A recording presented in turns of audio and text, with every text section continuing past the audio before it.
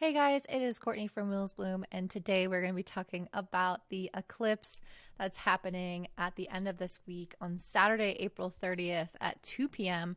I have the chart up for it here. The eclipse is a partial solar eclipse, which means this is a new moon. The sun and the moon are next to each other in the sign of Taurus at 10 degrees. So Taurus is a fixed sign, but this has a lot of dynamic energy. It doesn't have this kind of rigidity to it that we might actually feel drawn towards as a society this next year because of the North Node being a Taurus. The North Node being a Taurus is asking us to stabilize, to find something consistent, to be dedicated to something, to streamline and focus on the things that have meat and really matter to us. However, we need to make some changes in order to set on that path, in order to find that steadiness. And that is why this is an eclipse, first of all, which means that the new moon is happening right next to the nodes. And it's partial because it's a little bit further away from the nodes. And on top of that, eclipses, well, let me first go back and say eclipses bring up tons and tons of energy. So they bring about the potential for change in whatever area of our chart it's falling in.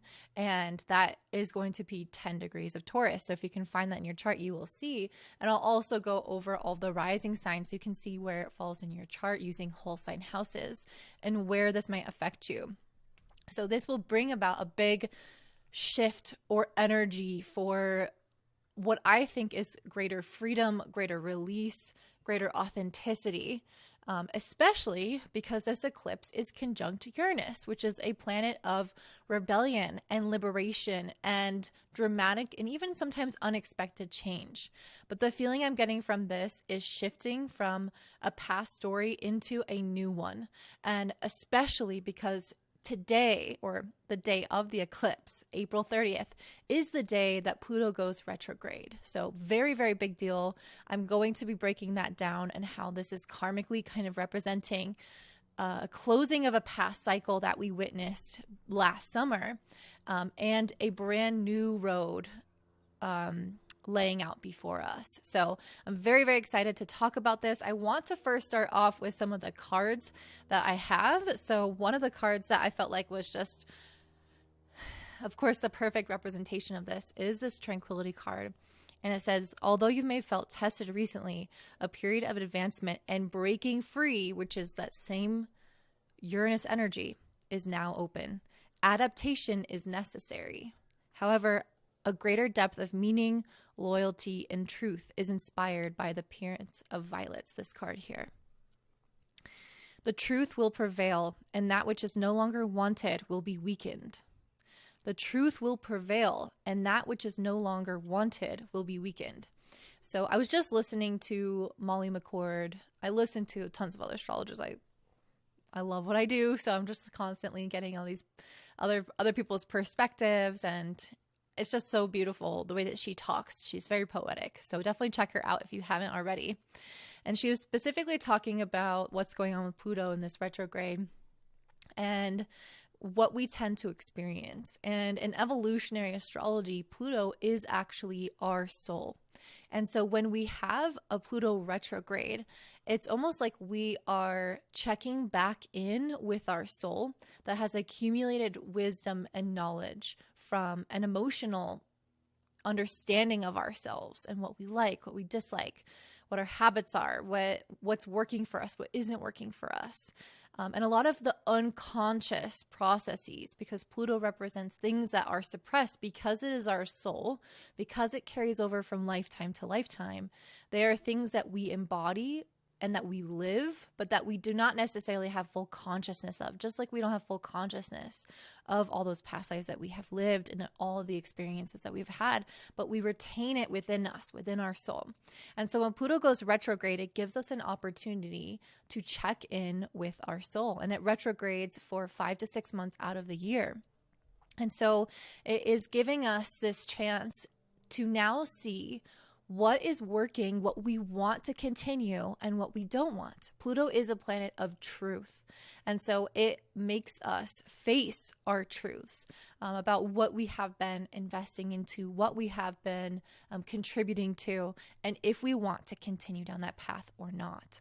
And so I feel like not only is that a huge staple here, but also Uranus is equally a planet of truth as well. And so it can break us free from any illusions. It can have us see things very starkly, very clearly, and have us see where we are bound or chained to an experience that is long overdue, that is now becoming old. And one of my favorite things that Molly said in her podcast specifically about Pluto retrograde was that the actions that we are now reviewing may have really been in our best interest when we were pursuing them. But now that times have changed, now that we have changed, now that Pluto is going retrograde again, we are accessing more and more wisdom, and we are able to see which experiences maybe need to evolve with us, maybe need to be left behind, and maybe aren't serving us in the same way that they did at the time in which they were born in our lives. And the reason I think that is so important is because I feel this really personally. I started a membership last summer. It was around like last June.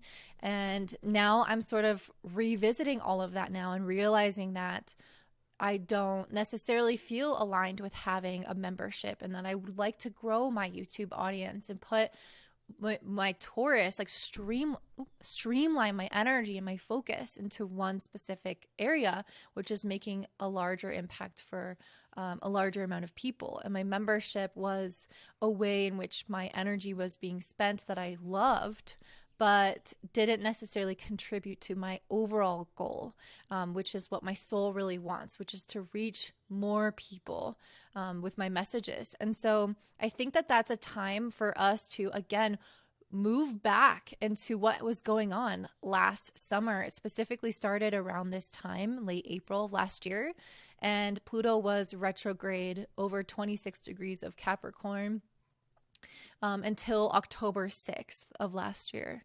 And so we're re-experiencing that again, where it goes retrograde again, this time in April on the 30th, and then it will be retrograde until October 8th. And it will still continue to go over that 26 degrees of Capricorn spot, which for me personally is my moon sign, 26 degrees Capricorn. So Pluto likes to go over planets 3 times when it passes over it, or over a point, I should say. And so I'm getting a lot of information about myself through these transits where it's passing over it directly and then moving back and then direct and then back and then one more time again. And so you'll experience this wherever you have that 26 degrees of Capricorn. So kind of seeing which house that falls in for you will show you the area in which you are starting to do a reevaluation of past events that were linked to this past summer. It will also show you the area of life in which you might have some changes. So the eclipse happening at 10 degrees of Taurus is an activation point, as well as Pluto being at 26 degrees of Capricorn. So if you can look at those areas of your chart, you can really start to see maybe some themes unfolding. If you have planets there, some like significations around that, of the meaning of that planet and how that can tie into some changes that you've made. So for example, when Pluto started to go retrograde over 26 degrees of Capricorn last June, where it hung out all last year, I bought a house. And that's not something that I ever thought I would do. I always thought I would be a traveler. I always thought I'd be nomadic and not want to set roots down in any specific place. And so I really started to transform with Pluto going over my moon. I started to transform the way I felt about home, about roots, about my relationship with my mother and my family, and even the way I process things emotionally, which I'm still kind of understanding now. So basically, I just wanted to kind of bring that up to show you a personal example of how some themes from the past can come up. So my membership from that past June is something that I'm closing that chapter on now and evolving it, transitioning it into a course where I can now kind of focus more on creating content for YouTube.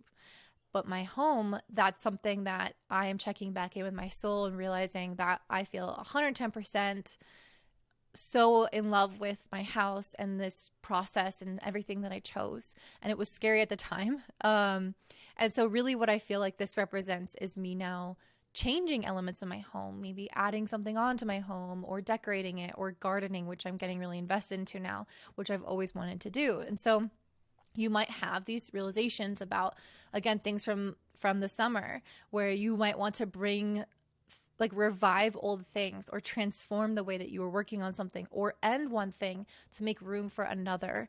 And again, one of the important things that Molly said was the element of not having to know what will replace it is important, because a lot of the Pluto energy is around surrendering and acceptance. And right now, the fact that Pluto is retrograding at the time of an eclipse, there is something extremely fated about this. There are only 4 eclipses in a year. The other eclipses will take place in May, October, and November. So this is a really big deal, especially when it's a solar eclipse, which has a lot to do with our life direction, our outward manifestations, beginning something new. It's a new moon. So it's like we're starting to truly unfold a new path, but it's okay to not know what that new path is yet. It's okay to desire change and innovation and go towards something where it feels like a risk or an unknown, where we have to surrender, where we have to trust. And I think that's why I pulled the Knight of Wands and the Horse card.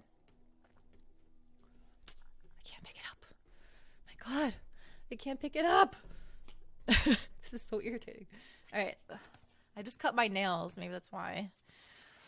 It was just unnecessarily difficult. Okay, so I pulled the Knight of Wands and the Horse. So to me, these cards have very similar energies of running towards the things that you're interested in with a sense of passion and adventure and enthusiasm, and a desire for living out this freedom, knowing you can make these choices in the moment to do what you want to do, without hesitation, without scarcity or delay or uncertainty. It's almost like a risky kind of behavior where you're taking action on a plan, on an idea, but you haven't had loads of experience or loads of time to understand what that means for you or how it's going to unfold.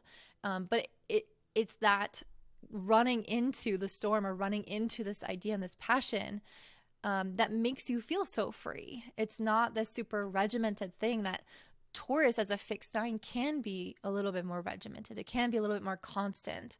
But what I'm seeing here with this Uranus energy here, the fact that it's eclipse, the fact that Pluto's retrograde, all these things to me are indicating that we are moving into something solid by having this element of change, by having this element of uncertainty, of passion, and inspiration towards our goals. And I think it is something that will benefit us long term with the 7 of Pentacles, something that will bear fruit over time. Eclipses have this 6-month type of cycle. So normally new moons have an energy that you really feel for the next 2 months or 2 weeks. But eclipses, they kind of have a 6-month period where things are unfolding. And so I think we'll really start to see in 6 months from now, which I cannot do math and I wish I wrote that down earlier. Let's see, it's late April, May, June, July, August, September. So around my brother's birthday, like late October, if I'm not mistaken, will be around the time in which maybe late September, late October, one of those will be the time when we start to see things really start to take shape for us around these risks that we're taking now, these ideas that we're implementing, and the courage that we have right now. And I really feel like this is a time in which we are being so blessed and so benefited by the astrology right now, because we have had some challenging things going on, and we're never fully away from those challenges. We're always going to have something, which I guess I'll just quickly mention. The challenge for this eclipse is having Saturn making a square to the nodes, 2 degree with a 2-degree orb. So it's separating though, so that makes it a little bit easier. But essentially what that means is that we are struggling against this concept of time. We're struggling against our old habits, our old ways of doing things, and our desire to maybe maintain a certain structure, a certain idea or tradition or rigidity. All those things can kind of come up and present itself as the monster kind of standing in the way of our ultimate success. So we will have to make changes to ourselves that are hard won in order to create this new endeavor. I also pulled the 11th house friends cards, which I think is referencing the fact that Saturn is in Aquarius, the sign of community. And so there can be some element of friends or community that also kind of present an issue on our path. I'm not sure what that will mean for us individually, but yeah, that is a potential for us as well. Okay, so lots of benefits and blessings from this eclipse. So let me go ahead and jump into them now. But I just dropped a card, which was the Queen of Cups card. So I pulled so many really lovely energies for femininity, intuition, love, understanding, happiness, being very divinely guided. And I think that just makes so much sense given the fact that, well, there's many things. First of all, Venus is exactly conjunct Jupiter. So Venus, the planet of harmony, love, relationships, womanhood, values, is aligning with Jupiter, which is a planet of spirituality, a planet of integrity. And it's really going to start to bring about blessings and abundance and manifestations. And Neptune is also conjunct these planets as well. Jupiter and Venus are exact though, so bringing in an extra dose of that potent energy. But with Neptune there as well, it's even giving more heightened intuition represented by the High Priestess and the Queen of Cups. So us being very in tune with our emotions, us being very divinely guided. One of the best times for you to kind of do an emotional check-in about where you're at, especially now that Pluto is retrograde. Really feeling in your bones, does this feel right? Does this feel expansive? Does this feel like it still should be in my life?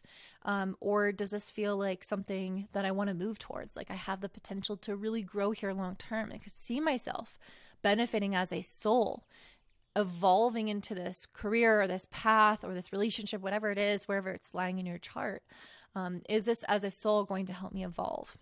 And I also pulled the 10 of Cups. So this is a time where we can feel an extreme emotional fulfillment around an area of our life.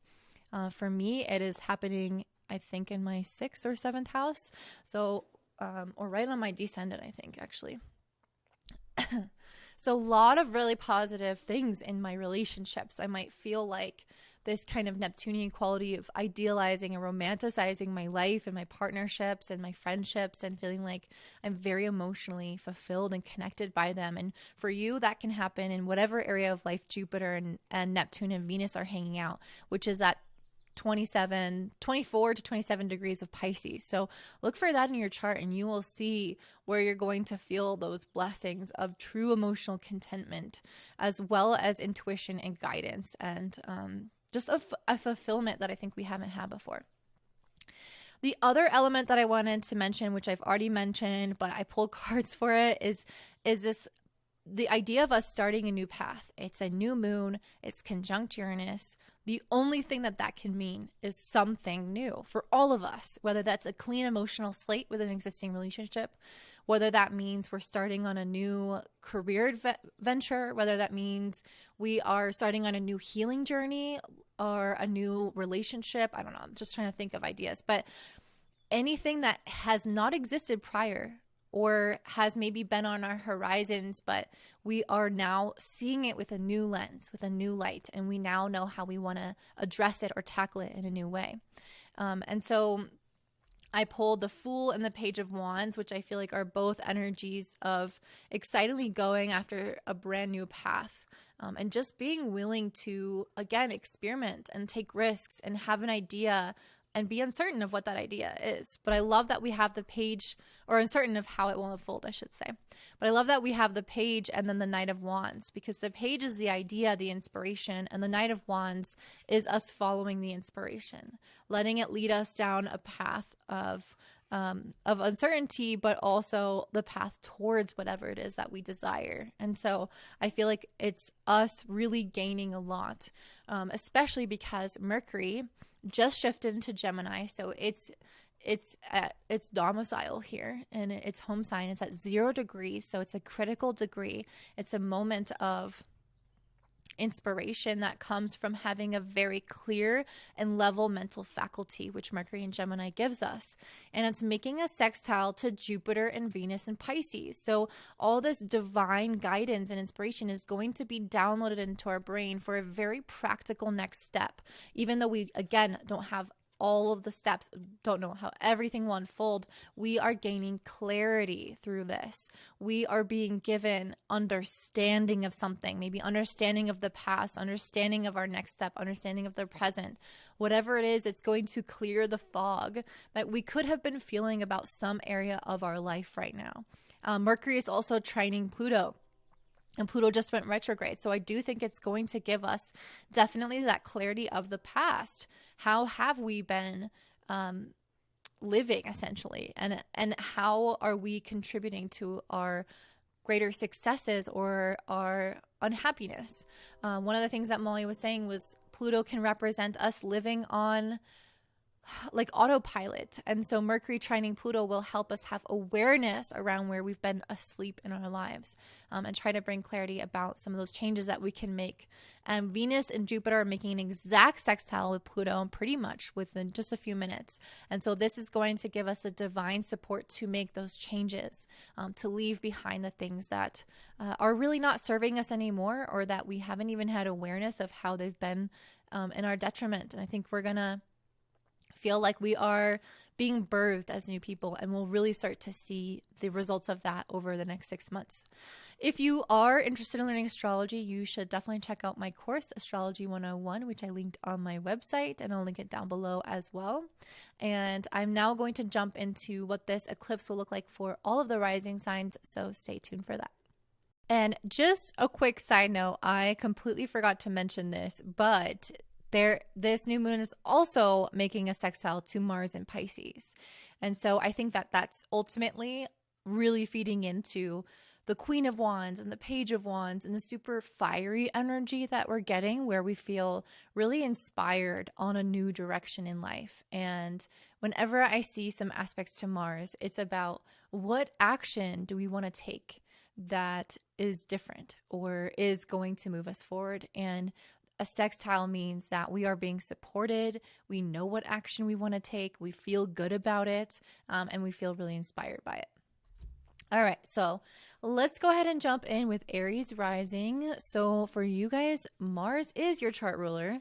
And again, it is in a sextile. So you guys are being really changed and impacted by what's going on, because not only is Uranus in a sextile with you, but also so is this eclipse. And so you guys, I think, are getting a lot of divine inspiration right now with this star card. I think you guys are getting this feeling of hope and of a new direction coming towards you, especially because Mars is now in co-presence with Venus, Neptune, and Jupiter, all some of the most uplifting, spiritual, idyllic kind of planets, very inspirational planets. And so I think that being in co-presence, meaning it's in the same sign, they're all in Pisces together, while they're not exactly conjunct, they are sharing the same energy. They're in the same household. And so they are experiencing one another. And so I think that your chart ruler, Mars, getting this experience, this kind of spiritual support right now, must feel really, really good. It must feel really hopeful and inspiring and emotionally uplifting. And I also pulled the Queen of Cups. So I think that you guys are becoming extremely in tune through these planets as well. You are, again, being very divinely guided by your intuition and having clarity about how to move forward, especially with Uranus making that sextile to your chart ruler, your planetary ruler.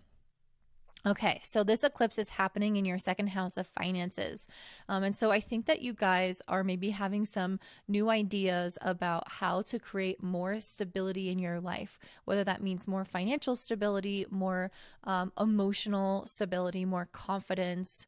Maybe it's wanting to invest in something long-term to create something stable for yourself. Regardless, there is something that you guys are having a change up of in that area of your life that I think is going to bring you greater blessings of abundance. And this eclipse is making the sextile to Mars in your 12th house. So I think that you guys are really going to start feeling super invigorated when Mars does finally enter into the sign of Aries, where it will be in your first house. It will be in its domicile. And I think that's when you're going to start feeling like all of your energy is really flowing. And then you're going to know exactly how to implement all the changes that you are feeling right now. So let me go ahead and just check when Mars does move into Aries. So it looks like it's happening on, it looks like it's happening on May 25th of this year. And so I think that you guys, again, are going to really start to see this eclipse take shape when you have the energy, right, at May 25th to go out and make something happen. Your chart ruler will be super strong, will be ready to go, will know what it wants. And I think that's why I pulled the Page of Swords. I think you are starting with this eclipse to know what you want. So start planning ahead. The second house, I do think, has a lot to do with our plans, what we want to build up and what we want to create long term.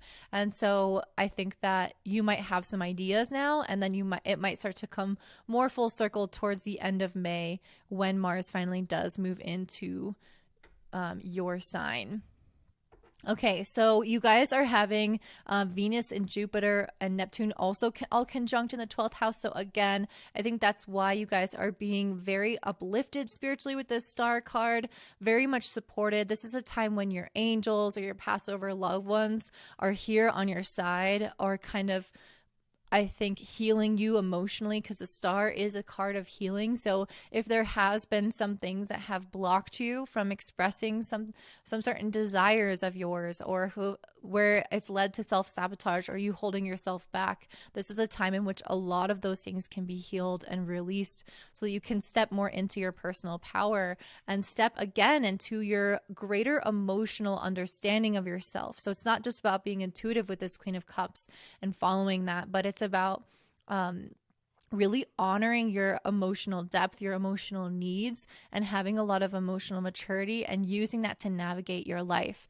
And so if you have had some unhealed wounds, I feel like a lot of those will be healed now, will be brought to the surface, so that you can have just much more emotional stability or internal stability when moving ahead. So if you've been like more down, more depressed, more uncertain, again, I think you're going to have more clarity come through, a lot more emotional clarity come through. And then I think in terms of action, that will be more towards May, the end of May, where you'll really start to get your guns blazing and have the energy and the decisiveness and the action behind everything that you're feeling now. So that's something to keep in mind. You guys also have Mercury in your third house making a sextile to Venus and Jupiter in the 12th. And I just pulled the 10 of Cups for that. So this is something I pulled earlier. I put it in the middle of the deck and it just popped out again for you. So I think that you guys are able to achieve finally some deep emotional fulfillment that you may have felt like was lacking, that you may have felt like you were struggling against at certain points of your life, especially with, Chiron in your sign. I don't know what planets it could be aspecting. It's just a time in which a lot of healing has to be done. You have to reimagine your identity in a lot of ways in this lifetime as an Aries rising. And so I feel like this can have painful processes that bring about events from our past or our childhood to the surface, or to re-experience as adults, that can just be uncomfortable and can make you question yourself and your worthiness of love. And so I feel like you are shedding some layers of that, some really deep soul evolution here. Again, Pluto is retrograde, so we are starting to really face these elements of our soul's evolution and kind of what is contributing to that, and versus what is taking away from that, or what is no longer helping us or aiding us in that pursuit. And so with the Page of Swords and the 10 of Cups, I feel like you guys are getting this level of new ideas and mental clarity that is almost like wiping the windows clean, wiping the slate clean. And you can finally see with more clarity your life, your vision of yourself, as well as your emotional nature. And I think it's going to bring about more feelings of support and contentedness, especially with Mercury in the third. I think that your conversations with others, your feeling supported by others, is going to be at an all-time high with that sextile with those planets in the Venus and Jupiter in the 12th house. So a lot of loving energy, a lot of support for you at this time. I think a lot of emotional clearing and healing as well. So let me pull a couple more cards for you, just because I feel like it. All right. The next card I have is the Wolf. So again, this is a card of community. And so I do feel like you guys are going to be experiencing the support that you need, whether that's a friend coming through or someone giving you an idea for the next step, some level of support, either emotional, physical, spiritual, that is going to take you to the next level. And then I also pulled the Focus card. Let me go ahead and read what that says for you. Wait, I can't. Oh, here. I was like, I can't find the book. Okay. It's also number 35, if that's relevant for some of you. Maybe so. Focus. Stocks offer confidence, calmness, and a centered place to rest amid turmoil and change. It's time to focus, to think more deeply and slow. Slow down. Your personal truth needs some attention, so don't let it get lost in your present dealings.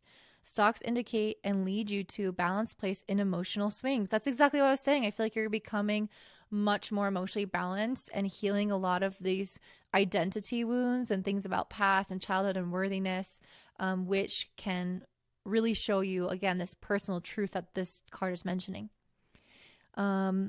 Be careful of losing yourself amid the behaviors of others. In fact, I feel like you are supported through the behaviors of others right now. So I don't think that that's necessarily the concern. So I feel like you guys, again, are coming to this beautiful emotional cleansing is the idea that I'm getting. And I think that it's going to be something that you really, when you're hearing this, is going to feel like a sense of relief.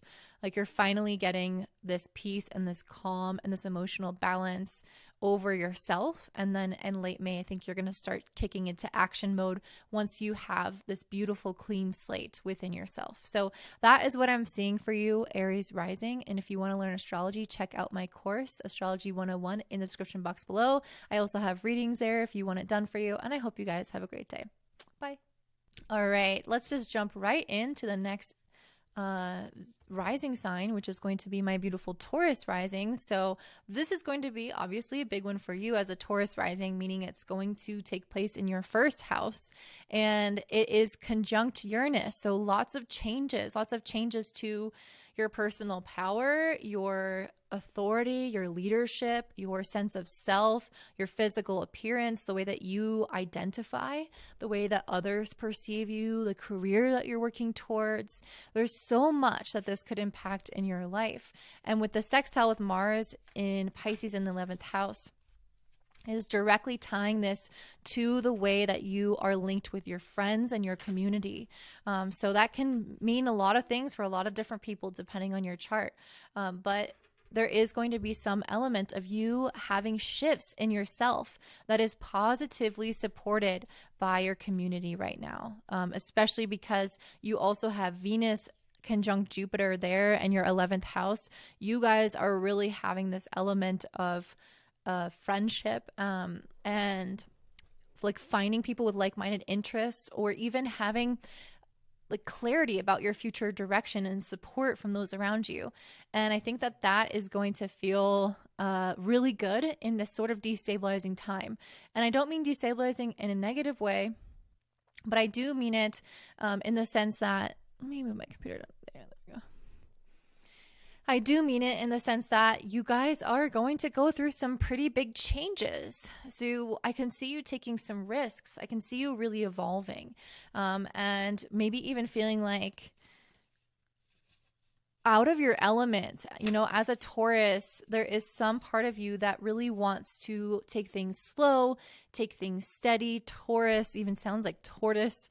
Very similar energy with this. Like you want to feel at home, you want to feel safe, you want to take things slow and be consistent.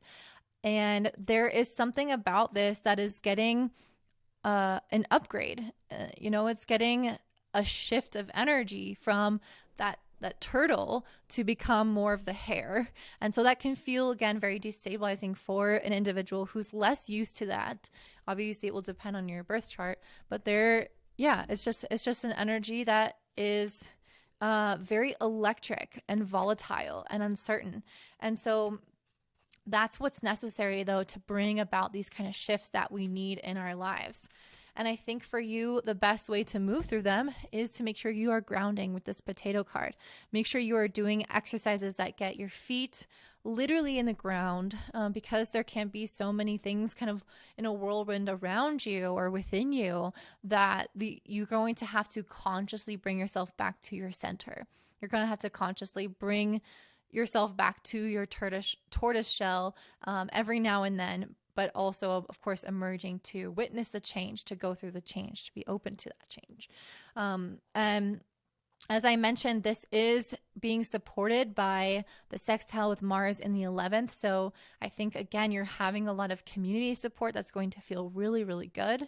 And I think you're in this phase of intense manifestation energy, especially because you have Mercury in the 2nd, sextiling Venus and Jupiter in your 11th. And so I think that this, again, is going to give you the opportunity to start to concretize through your mind what you want to bring out into the world, what you want to share with others, or manifest in a material sense. Mercury in the 2nd is about having ideas around our finances, around our possessions, even around like our skill set that we use to create those finances, having ideas about all those things that help bring these things to life. And with the sextile to Venus and Jupiter in the 11th, this is so positive because these planets are all about receiving help from the outside, especially in the 11th, which is a house of benefactors.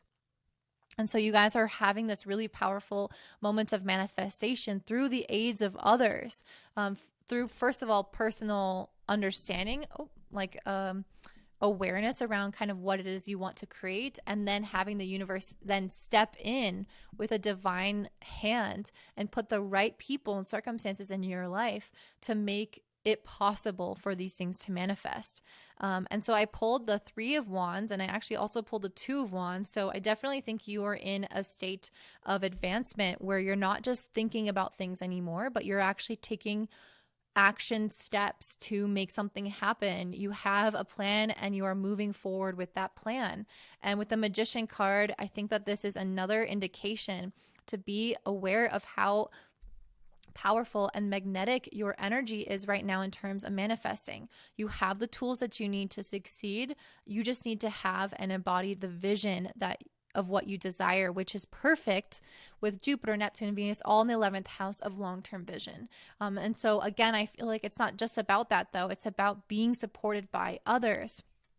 And I feel like with this King of Cups, it's asking you to move towards whatever dynamic feels, or whatever goal, whatever it is you're trying to achieve that feels very emotionally fulfilling. So if this is having some kind of change that affects your relationships and your community and your sense of belonging, it's moving towards a community that feels like they know you in and out, that feels like you, again, belong and really deserve to be there. So, and if that is the case, I feel like it's around people who really respect you. With this King of Cups, it's people who look up to your emotional maturity. They come to you for wisdom. They know that you have answers, essentially. And so I feel like you guys are reaching some level of success. Sorry, there's something in my shirt. It's like really bothering me. I don't know what this is. I don't know if this is just yarn. Feels like there's a rock in my shirt, which is so weird. And so with this King of Cups, I really feel like you guys are going to get so much emotional satisfaction with whatever is coming in and with all of this community support that you are receiving. With this Devil card, I feel like this is helping you break out of specific mindsets that you've been stuck in, that have been limiting you. I think that with a North Node in your sign, it is a time for massive and uncomfortable growth. And the second that we try to grow beyond what we are used to, we experience our next level devil. And I think it's no coincidence that I pulled the Devil card, because you are experiencing certain mindset shifts that first come about from having thoughts of self-doubt and uncertainty and self-sabotage and, belittling yourself or keeping yourself small. And all those things appear because your body, your subconscious knows that you are up leveling and it's scared. It's trying to constrict and hold you back and keep you in this cage that you know that you don't belong in anymore. And the North Node is pushing you out of it and out of your comfort zone into growth.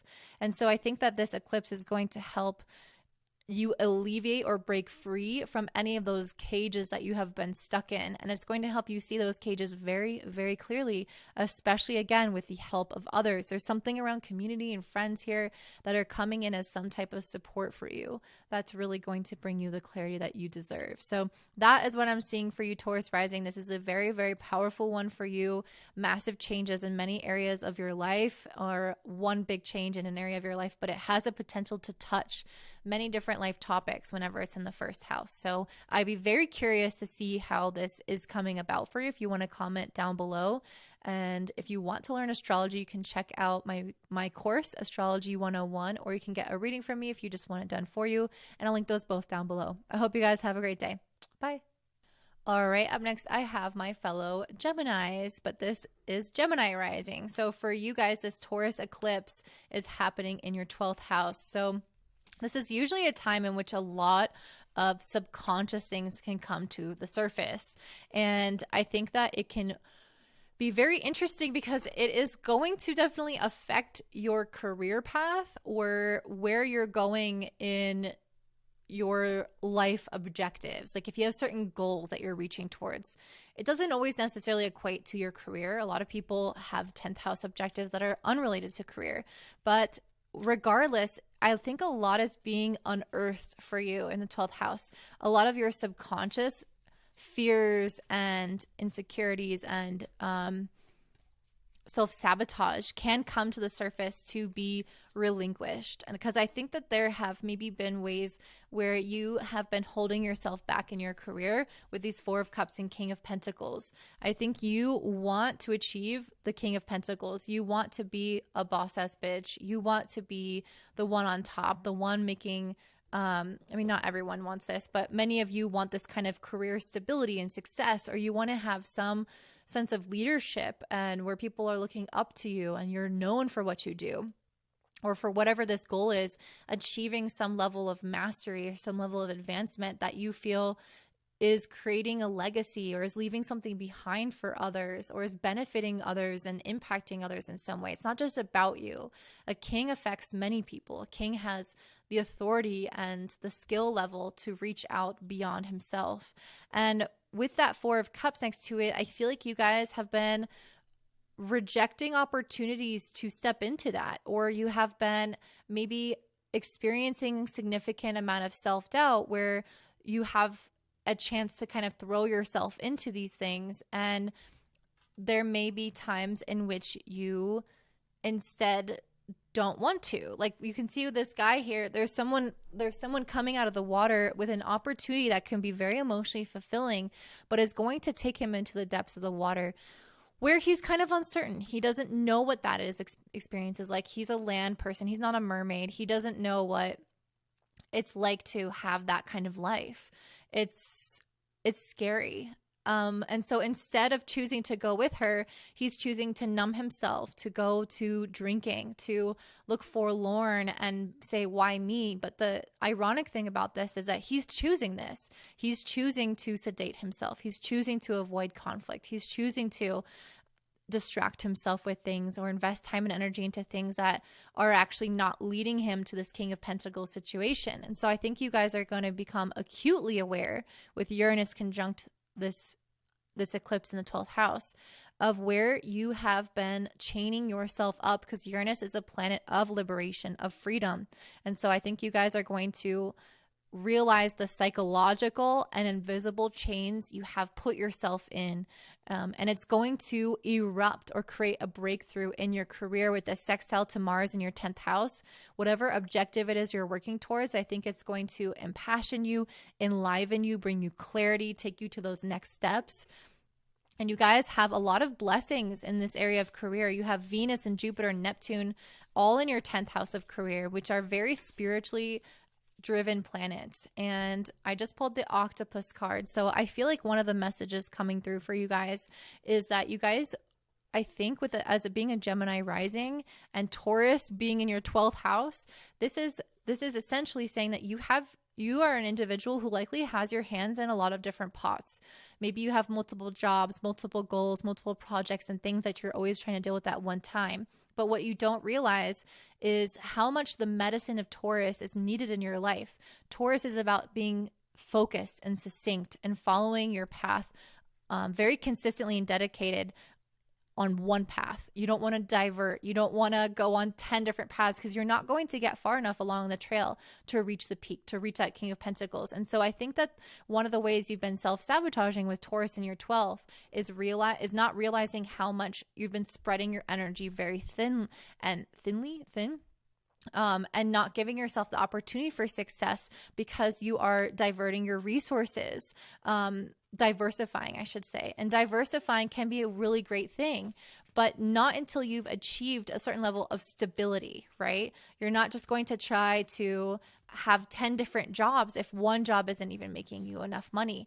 Maybe it's better to go all in on one job or one opportunity or one goal before you can actually feel like you can move on to the next thing, can add more things and dedicate your attention to that as well. You guys also have Mercury in your first house, making a sextile to Venus and Jupiter in the 10th. So again, this divinity that's coming through your career, you have a lot of powers of manifestation right now in your career or your goals or your objectives, your future, your legacy. All these things have the power to manifest right now. And with your chart ruler Mercury just moving into your sign, it's at 0 degrees of Gemini. It is feeling strong. It is feeling activated. It is feeling certain and clear and aware. And it's making a sextile to these really beautiful planets, Venus and Jupiter in the 10th. So it's making you very clear about what you value and where you are headed in the long term. Where are your goals? Where are your plans? Or is what you're doing distracting you and leaking your energy, or is it leading you towards what you're looking for?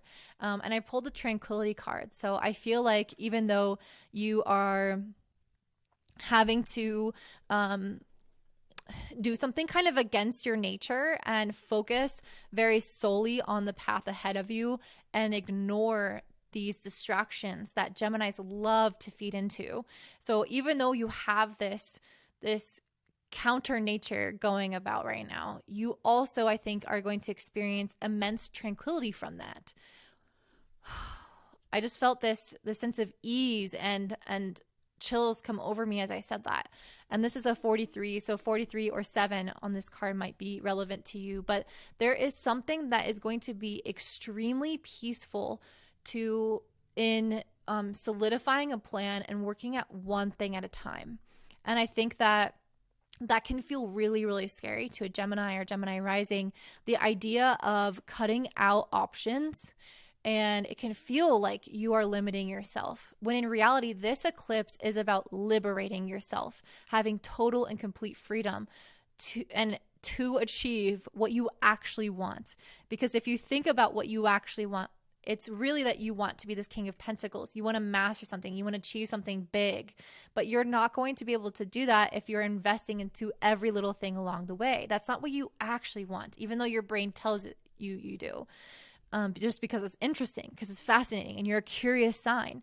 And so what I feel like is happening for you guys right now is that you are achieving liberation and growth by being more concise and being more streamlined in what you are choosing to do, and putting your energy more into just one basket for now, and realizing that later you can add on those things. So it's not saying no to these ideas. It's tabling them for later so that you can bring them on board in you and fit them in your lifestyle in a very practical, meaningful way when you have the capacity for it, when you have abundance, when you've reached this King of Pentacles status and you have enough to share with others and with other opportunities. So that is what I'm seeing for you, Gemini. I feel like this is going to be a very beautiful and impactful one, and I'm very excited for you.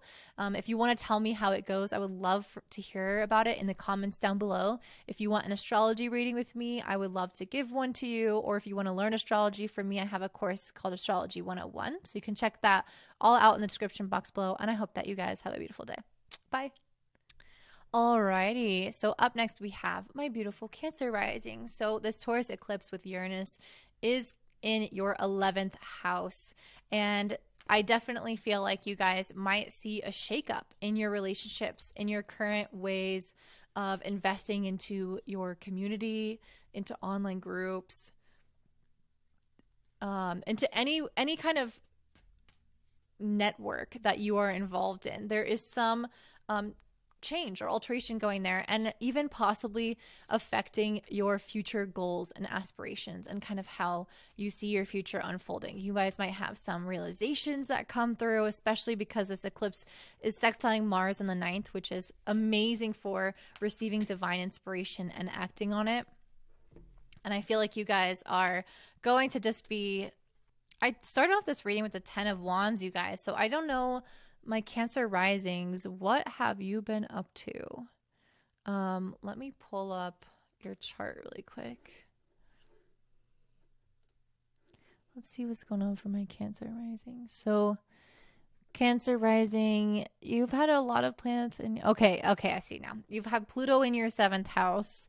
So definitely a lot of transformation going on in the area of relationships, where you are finally starting to get a fresh start. Because after the 10 of Wands, I have the 2 of Cups, which makes so much sense because Pluto is really nearing the last degrees of Capricorn. Of course, it's going retrograde, so it's not actually like leaving or anything like that, but it's moving into Aquarius at some point. Let me see when exactly that is for you guys. It's moving into Aquarius in March of next year. Okay, so that's when you're really going to start to feel like this energy is alleviating from your relationships. If you've been feeling like you are entering into relationships that are testing your personal power, that are testing your emotional confidence and bandwidth and so much more. And so I think that you guys with this 10 of Wands have been very exhausted in terms of your relationships. 10 of Wands and 2 of Cups. I think that you have encountered, especially romantic relationships or any kind of intimate relationship that you choose to keep the person around. They know you super well. It's a like deep friendships or even family members that you're very close with. I think that you guys have been reaching the end of your rope in a lot of ways in that transformation and feeling a little bit tired and exhausted. And Molly McCord on her Pluto podcast was talking about a soul exhaustion that comes from Pluto transits, where we are just tried and tried for our endurance, and it can be exhausting, like I keep saying. And so I think that you guys, now that Pluto is retrograde, are finally able to start seeing what element of your relationships should continue forward and what needs to be transformed.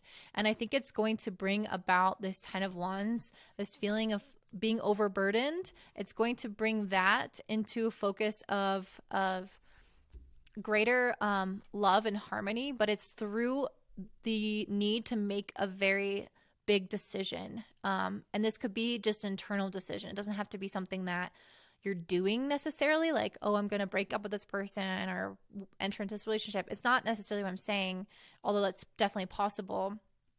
I think this is more of an underlying current of, do I want to continue operating this way from these unconscious behaviors, which Pluto really brings about, from these really old patterns from past lives? Do I want to keep operating this way, or do I want to step into a stronger sense of self-confidence with this Queen of Wands? Do I want to know my worth? Do I want to shine my light bright and expect others to treat me that way? And so Cancer risings, you might not struggle with that, but there might be something else that you struggle with that you can have more confidence in the decision that you're making around whatever that is. So you'll know kind of what that is for you, but there's some soul level exhaustion relationship that's being, I feel like, brought up right now to make decisions about, so that it will be alleviated, and it will be really alleviated when it does move into Aquarius in March of next year. So really good signs. But ultimately, what you are attracting with the Six of Pentacles is a relationship with equal giving and receiving.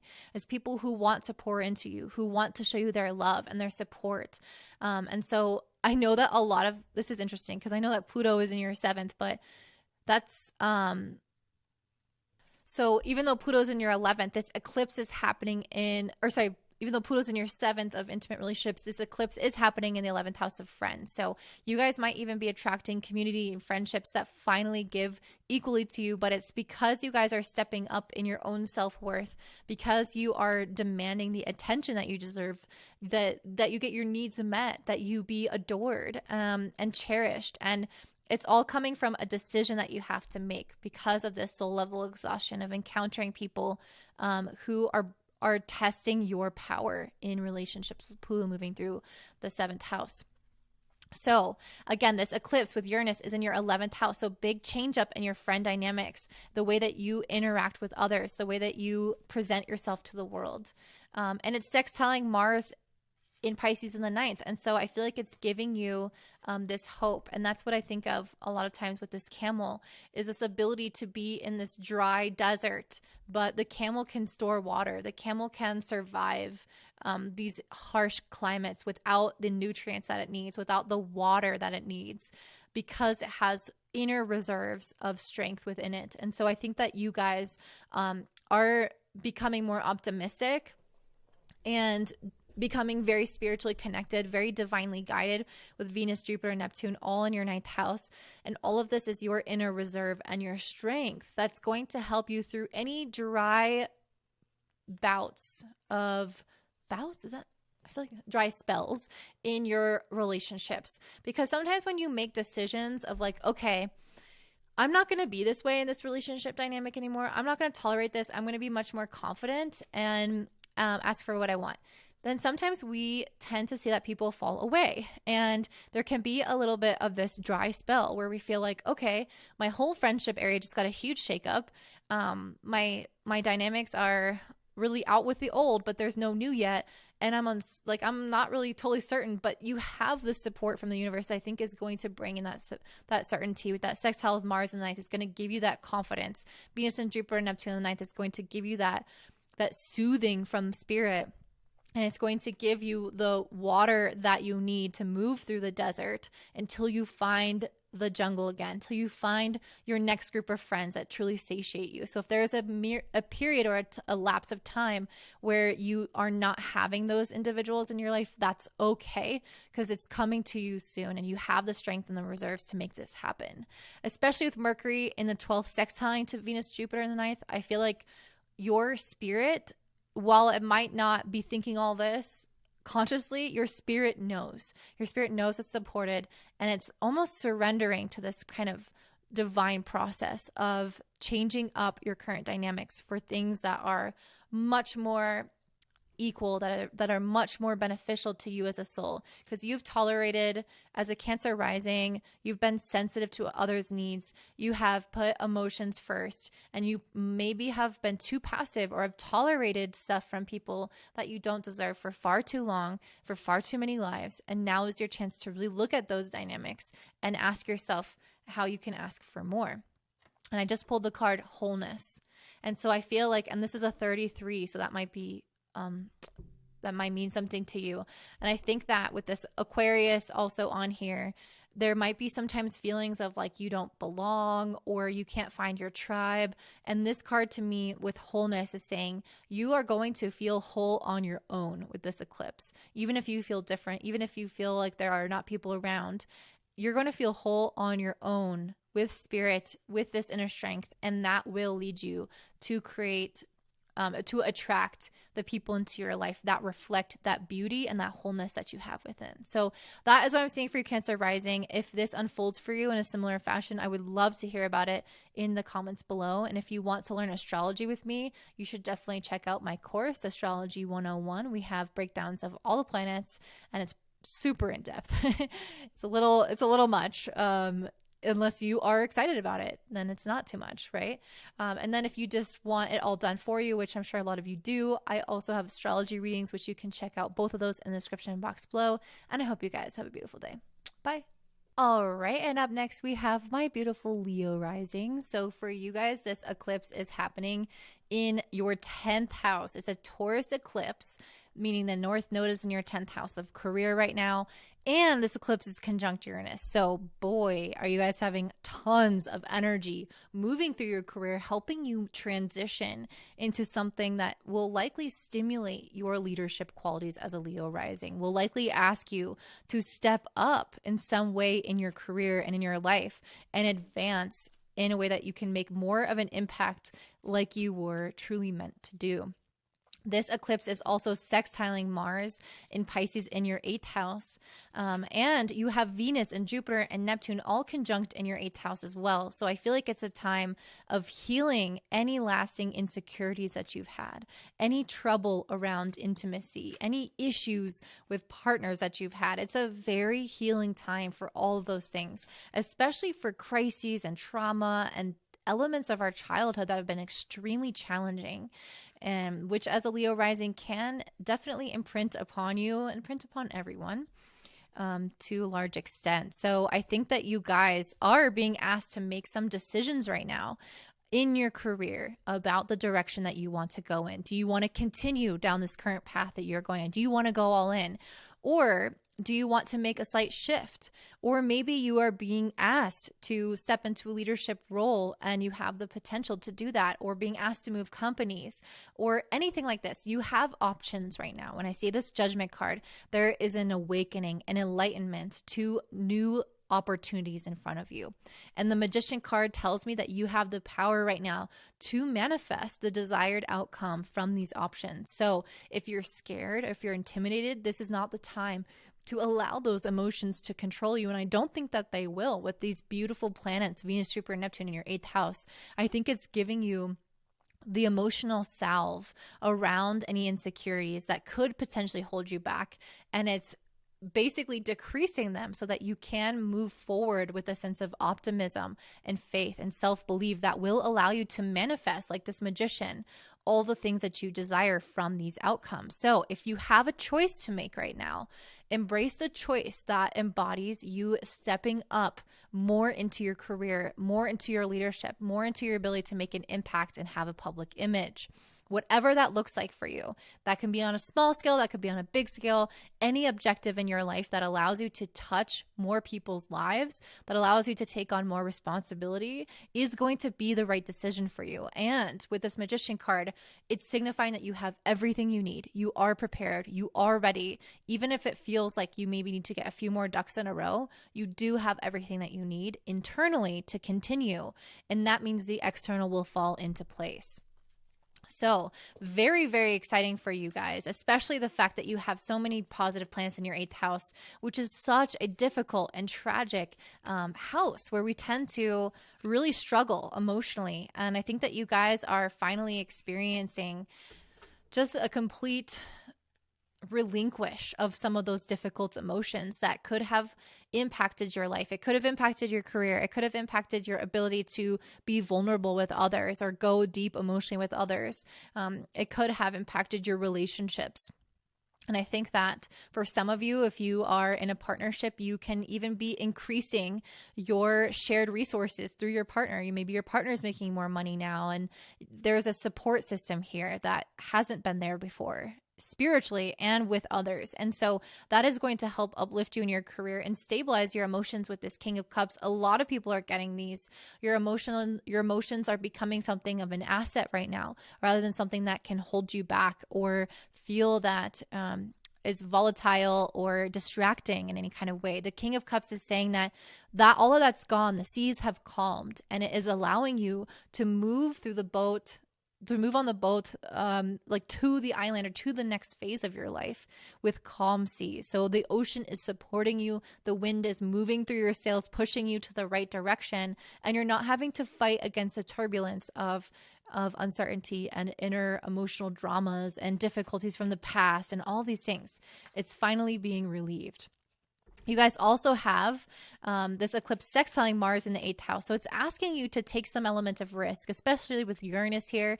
It wants you to go out on a limb. The 8th house is also associated with risk and investments. So if there's something that feels like a leap or a jump or out of your realm of comfort zone, this is the right thing to do. It's ultimately for your soul going to help you evolve into this next phase. Right now, Pluto is retrograde, and it's helping us check in with the things that our soul is like, we're not doing any more of that. Or yes, we need to move more towards that because our soul's ready to go to the next chapter, check off those boxes, and again, continue to evolve. And by staying in the same spot, doing the same thing, that's not going to be the answer.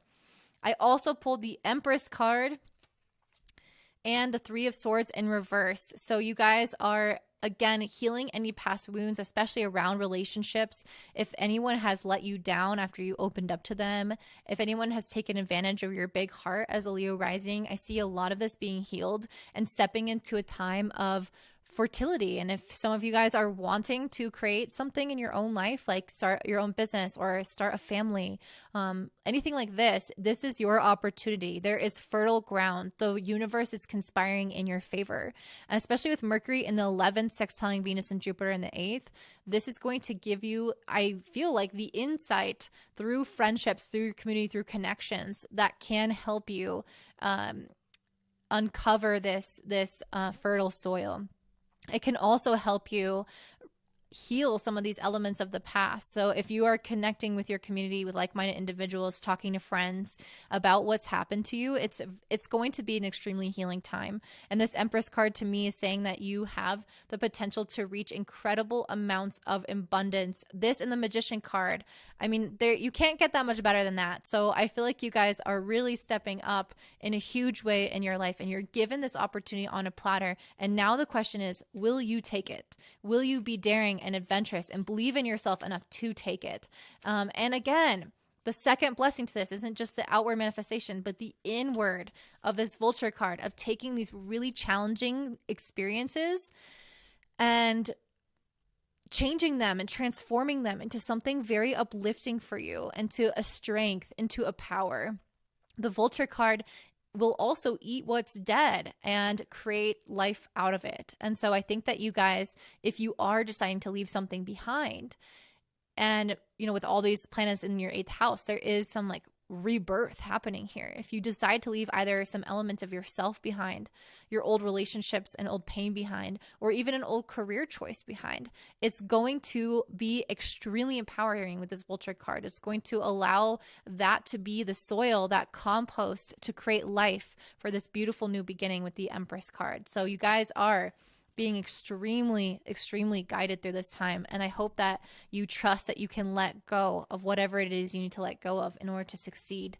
And the last card that I pulled is a card that says positivity. And so I think that this is just a universe saying that you need to just believe in yourself. This also has the Leo sign on it right here. And so I think it's saying, Leo, that you can be positive and believe in the shining light of your essence, of your heart, of your abilities, and take that forward into your relationships and your friendships, your career, and you will start to see the things manifesting back to you when you are confident and you believe in yourself. So that is what I'm seeing, Leo rising. Very, very exciting. Huge eclipse for everyone, but especially you, because it's happening in an angular house. A lot of potential to change your life direction. Last time I had an eclipse in my 10th house, I left what I was doing for 10 years and then moved into astrology. It was not an overnight process.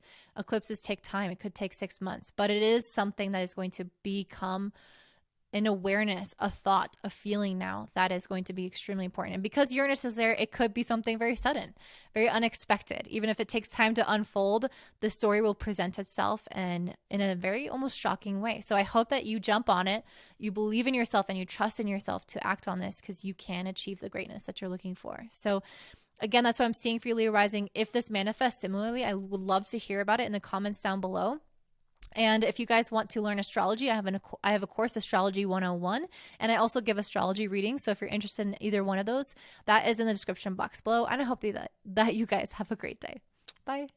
All right, up next we have my fellow Virgo rising. So for you guys, this Taurus eclipse is happening in your ninth house conjunct Uranus. So lots of major changes.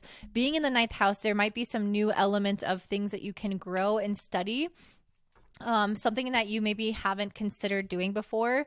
Especially I just pulled the Hermit card. There can be a lot of elements of self-study as well. The ninth house is a very spiritual and religious house where we are pursuing our greatest sense of self, and personal growth. So I see people like studying subjects and traveling the world and discovering parts of themselves through that process. And I think with this Hermit card, you guys are uncovering many different facets of yourself and especially of your relationships, because this eclipse is sextiling Mars in Pisces in the 7th house, and you have Venus and Jupiter and Neptune all in your 7th house of relationships. And so very strong energy here for optimism and excitement and love and passion and idealism coming through the area of partnerships. And it doesn't just have to be your partner that you're dating. It could be your partner that you are friends with, your partner that you work with, somebody that you choose to keep around in your life. And I think that you guys are maybe having some deeper understandings of yourself that will lead to a deeper connection and understanding of your relationships, and the way of relating with others. Okay, every single person is getting this Magician card. It's kind of crazy. So again, the ninth house is one that is very lucky. The ninth, 11th, and 5th houses can be very lucky houses. They tend to bring a lot of support from the universe for things to grow and to expand. And with this Magician card, you are having powers of manifestation that is being supported by the universe right now. So if you're seeing signs and synchronicities, these are leading you down some type of path for you to manifest some objective that feels really exciting for you, whether that's in your career, in your personal life, it doesn't matter, but it's something that you have the power to create from your own two hands, something that your choices and your beliefs are going to mold. So it's going to be important to be mindful of your own energy and positivity at this time. And with the eclipse happening here with Uranus in the ninth, I think it is bringing about a sudden shift into positivity, because you're realizing that anything is possible if you just believe. Okay, so Mercury in the 10th is also sextiling Venus and Jupiter in the 7th. So there is a potential for you, especially with Mercury being your planetary ruler, there's a potential for you to really get some beautiful insights about your next career direction, especially through talking to people, through your partners. Maybe you have even a potential to work with someone specifically, to get some kind of goal across or get some idea across. No, to achieve some sort of goal is what I'm trying to say. So yeah, I definitely feel like there is a lot of support within your relationships that is ultimately feeding to some type of goal or career objective or life objective, like a life milestone. The 10th house doesn't just have to be what we're trying to do in our career, even though it often is. It could be this desire to get married, to have kids, to settle down, to do some big milestone thing that the world then sees and recognizes as a formal step in a different committed direction. So I definitely feel like you guys might have some type of plan that is informed by your relationship. You guys might have something come in from other people. You're being supported by other people and creating some objective with that person. So again, working together with someone on something, creating something with someone. Those are all potentials for you. And with all these really beautiful planets in your 7th house, it's such strong energy of being divinely supported and guided in these dynamics that you can expect the best. You can expect things to work out the way that you wanted. And the things to keep in mind is that eclipse energy takes 6 months to unfold. So even though Uranus is here, you might get the divine insight at this time. It doesn't mean that it's necessarily going to immediately unfold and make sense in its entirety how things are going to happen right now. It could take the full 6 months to be clear about what this thing is. You know, you could think you know what it is right now and start working on that. And then, you know, the actual manifestation of it could take more time. And I just pulled the 2 of Swords. So I think the other element here that you guys are being gifted with Mercury making that sextile to Venus and Jupiter and with this eclipse sextiling Mars as well, is hopefully becoming more decisive.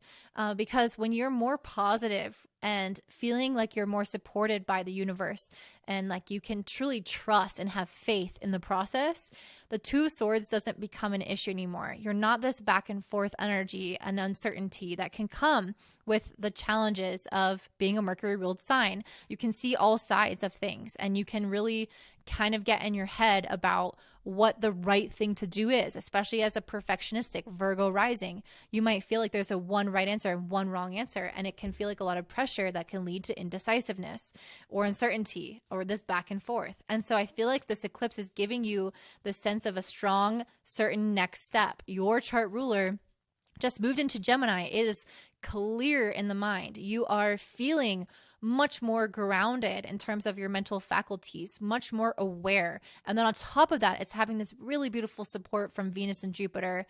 And coming through your relationships, I think talking to others, interacting with others, working with others is going to bring about even more clarity in your career. And I think it's going to end that indecisiveness and bring about the joys that you're looking for. And the Elephant card, you guys, this is a card of removing your obstacles. And that's why I said, if you just have faith, anything is possible here. And I feel like you guys having faith in yourself with this eclipse in the ninth is reinvigorating your soul to make you realize that you can eliminate anything in your path. The elephant just takes its big trunk and like removes the debris. It has so many resources available to it. It's huge. It can't be stopped. And that is you when you're pairing with spirit, when you're having faith in the process. You guys, nothing is going to hold you back. Even when obstacles do show up in your way, which I'm sure they will because it's life, it's not going to stop you. It might delay you, but it's not going to deter you. And I feel like if you can just keep remembering that, that will be the easiest thing for you in order to feel at peace with your decisions. The next card I have is Focus. This also came in for the Gemini rising group, and I want you guys to go back and listen to that one as well because you are a Mercury ruled sign as well.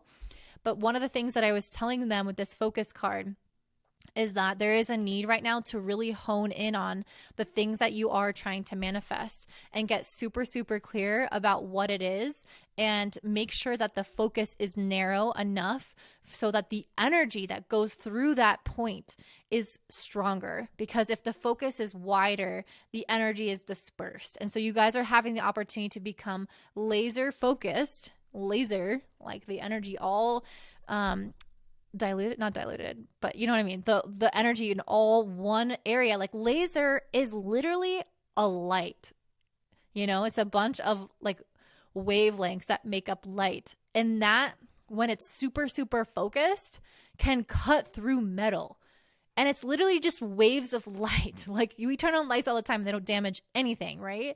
Just think about that. If you can focus like that, like a laser, you have the potential to make incredible things happen. And so I think that's what this is telling you right now, to not get distracted, to not become indecisive, to not get caught up in your head, which a Mercury ruled sign can do, to just really have faith and trust and take action, move forward, work with others, get support from others, and you'll notice that you can literally do anything that you set your mind to. So that is what I'm seeing for you, Virgo rising. If that resonates, if you have similar experiences happening right now, I would love to hear about it in the comments down below. If you guys want an astrology reading with me, if you want to learn astrology from me, I will have links for both of those in the description box below, and I hope you guys have a great day. Bye. All right, up next we have my beautiful Libra rising. So for you guys, this Taurus eclipse is happening in your 8th house and it is conjunct Uranus. So this could be a time in which you guys are, oh my gosh, everyone is getting this card. Everyone's getting like a handful of the same cards.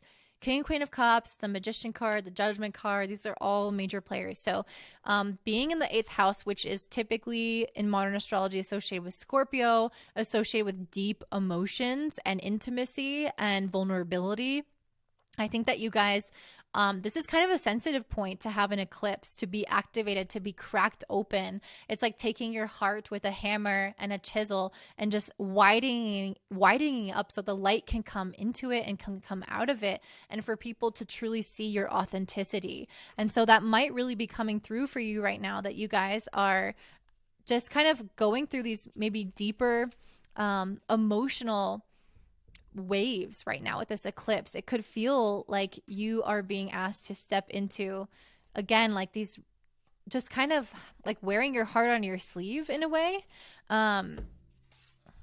which is interesting. And if you have a partner, there can be some changes in the area of your shared resources. So maybe one of you guys could be increasing in finances or getting inheritance or something of that nature. That's also possible, especially because this is a Taurus eclipse and conjunct Uranus. Like, expect the unexpected. You don't really know what's going on underneath the surface of this.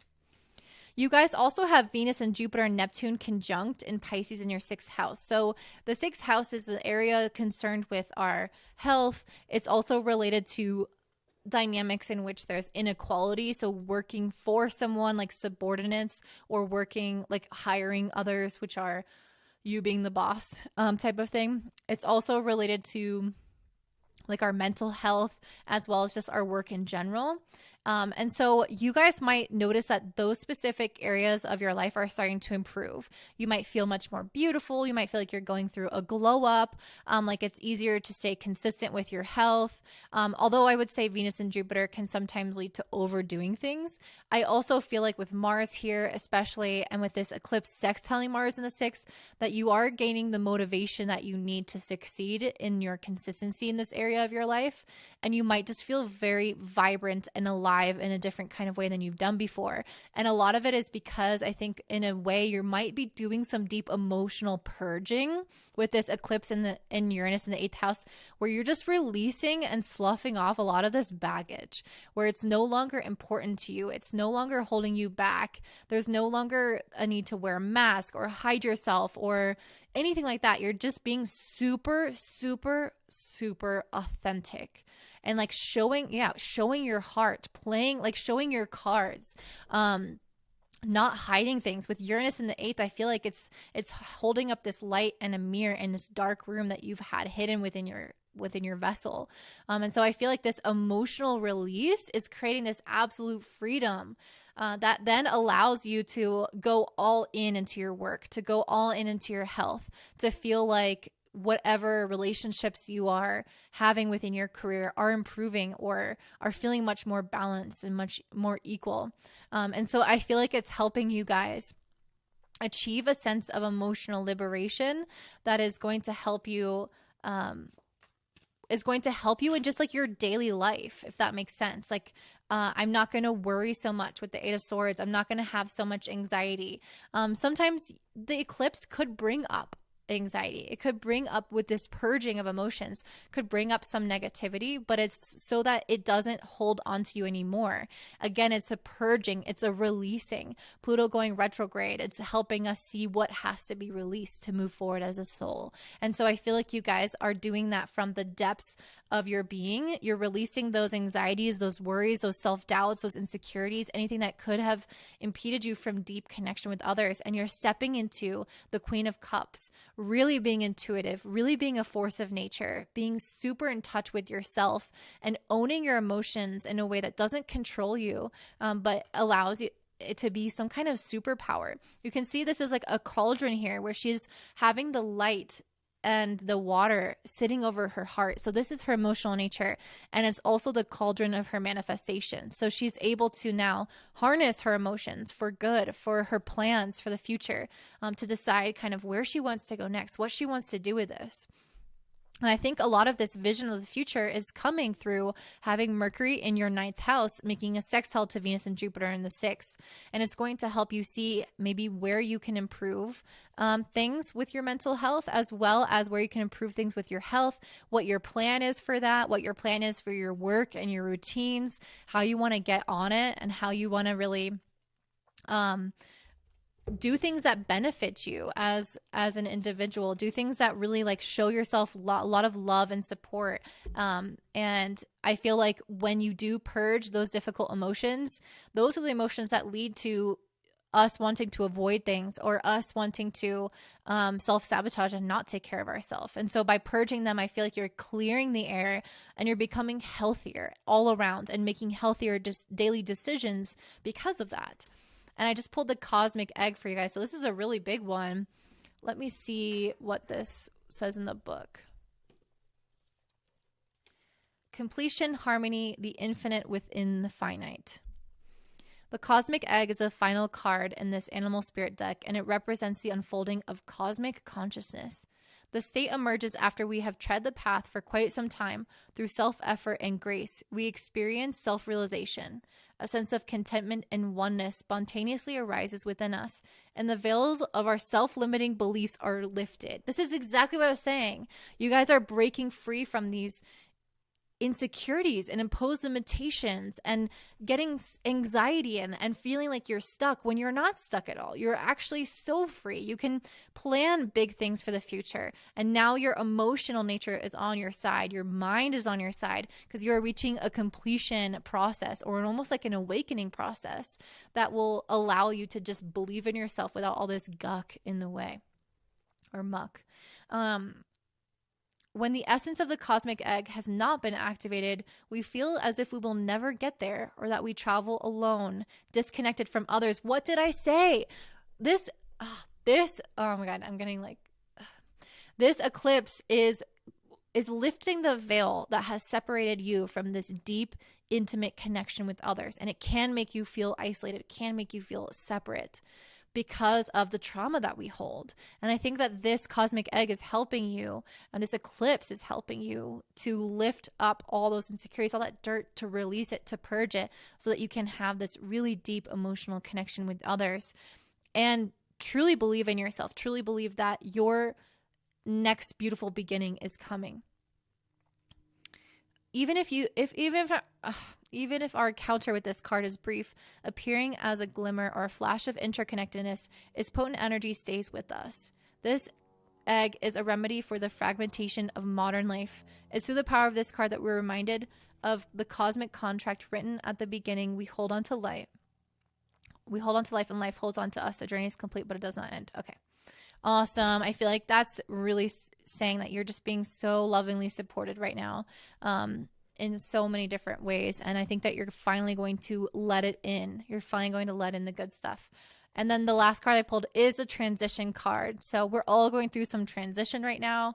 Let me also read this one. This has an 11 on it as well. So maybe there's something that resonates there, or 1111.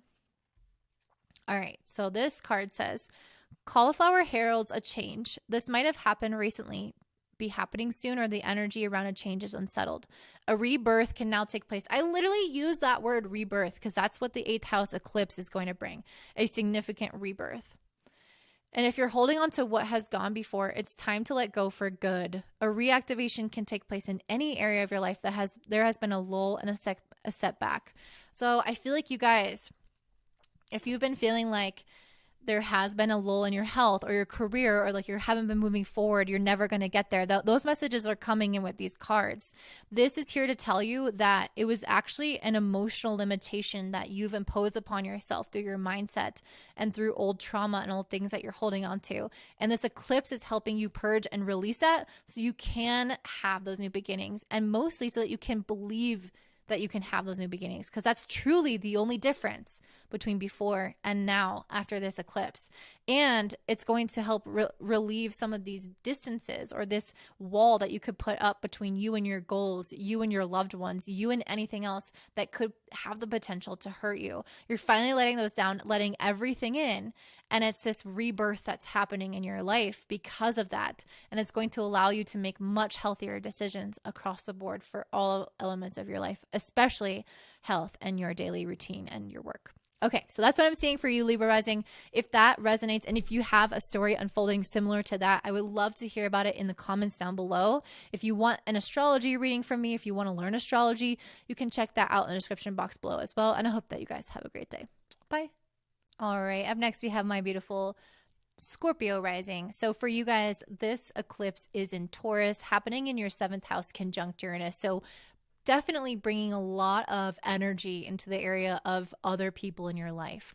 This can represent changes for other people that are in your life, or it can represent changes in your dynamics and relationships. And you guys have had the South Node transiting through your first house, which is a massive time of shedding and of detaching from things that you are normally identifying with. And that can be challenging in general. And this moon being on your North Node and being in your 7th house, that area of our chart that is projected, that feels slightly unavailable to us at times, can be a destabilizing one, especially with Uranus there. And so it's a time to definitely be very gentle with yourself as you are exploring the different ways that you pursue relationships. I think that the difference between Taurus and Scorpio is they're both concerned with partnerships. Taurus is a Venus-ruled sign, so its underlying desire is consistency and stability and harmony in partnerships.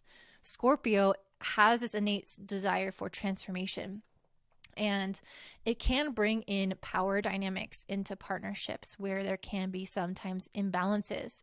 Scorpio is ruled by Pluto and Mars traditionally, and it's a planet of war and taking what you want and passions and desires and tumultuousness. And it's not a stable sign. Even though it's fixed, it's not a stable sign because it's constantly having new iterations of itself. And so I think that there is a desire through this eclipse to create some sense of constancy in your relationships through change. So it's like we're going through this sort of scorpionic or erratic revolution in our relationships, even though it's a Taurus ruled sign that this eclipse is happening in, or it's a Taurus sign. So even though like the nature of it might feel scorpionic because we have Uranus here asking for change and liberation. And it's an eclipse, which also brings that. And Pluto's now retrograde. Ultimately, it's actually going to solidify into something much more Taurian in the end. Something much more consistent and very stable, operating from a place of harmony and love and mutual understanding, rather than this place of fighting for what you need and having to purge your heart out to get this connection and the really deep and challenging and sometimes dark sides that Scorpio can experience in relationships. And so your soul really wants this lifetime to experience a revolution in partnerships and family dynamics and friendships, anything where you feel very close with the people that you are with. It wants those things to become much more stable and much more supportive for you. And I think that this eclipse is ultimately going to bring that right now. And I think that's why I pulled this Justice card. That's exactly what I'm talking about. It's this balancing of the scales. I think that you guys have had to do a lot of shedding and transformation and adjustments and facing old things and purging things and moving through psychological crises and pulling walls and barriers down to grow intimate and close. And it's just, what if you just had a really easy relationship? What if you just woke up and kind of knew how things would be that day and didn't have the turmoil of all the deep psychological processes that Scorpio has to go through? What if it were just fun? What if it were just simple? And I feel like ultimately the changes that are happening right now in your realization about others, about what you've tolerated in your life, about what you've gone into in your life, it's all been a lot of drama in some form of another, whether it's caused by other people or whether you have been unintentionally open to it or have even started it yourself, even just emotionally, even just internally, even if it's not something you present to the world. All of these things are being dove into right now so that you can create something much, again, simpler, more solid, more consistent, more stable, more supportive, something that can last a test of time, something that's sustainable. And this kind of drama, high energy transformation, like these are all things that you embody, but your relationships don't need to be like that. With Taurus in your 7th house, your relationships can feel like they are smooth sailing. And so I think this eclipse is trying to give you that gift right now. I also pulled the High Priestess in reverse. So I do think that some of you may have not trusted your intuition in relationships at certain points about how to react or certain ways to behave or certain ways to talk or think in regard to another person.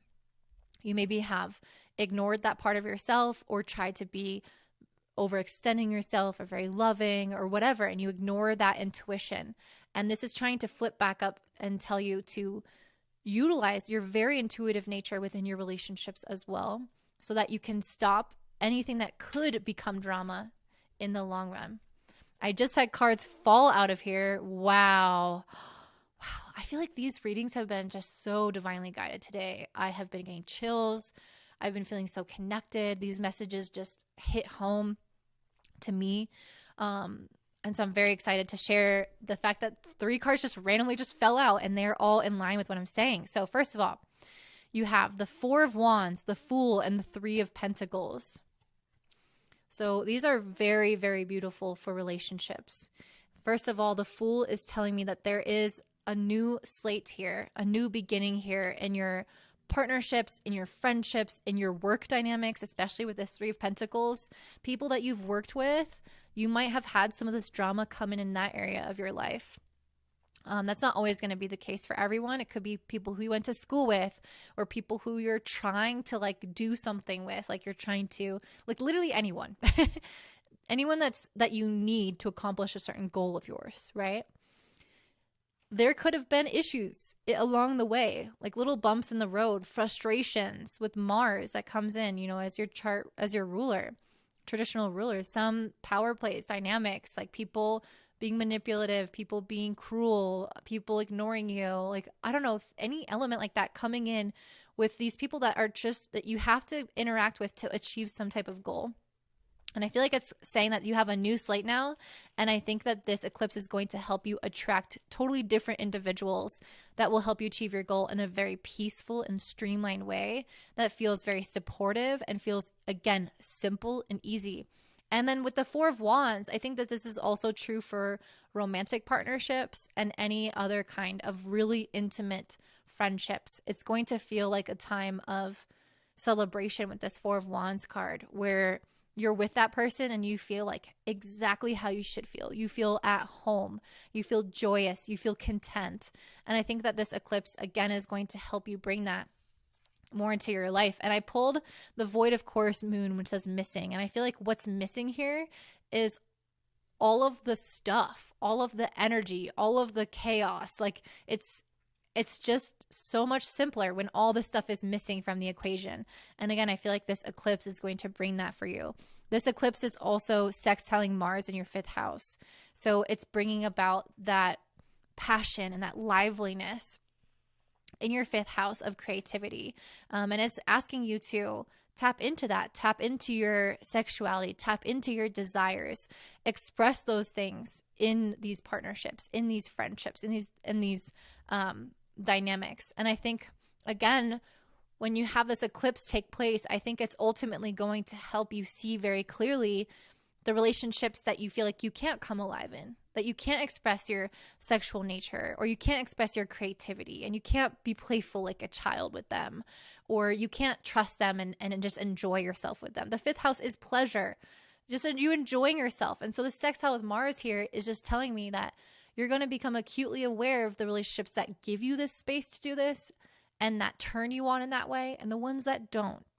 And I feel like the High Priestess is asking you to trust your intuition about those that shouldn't be here, those that don't contribute to this feeling of happiness, and invest further and attract more the ones that do. And I will say, with Pluto going retrograde now in your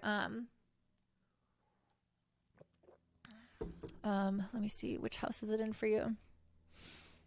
Pluto going retrograde in your 3rd house of communication and thoughts. It's basically a time in which the 3rd house is a lot about networking and the way that we are sharing ideas with others. So a lot of the communications and our ability to connect with others will come to the forefront to be analyzed about what you need to let go of from the past and what you need to move towards.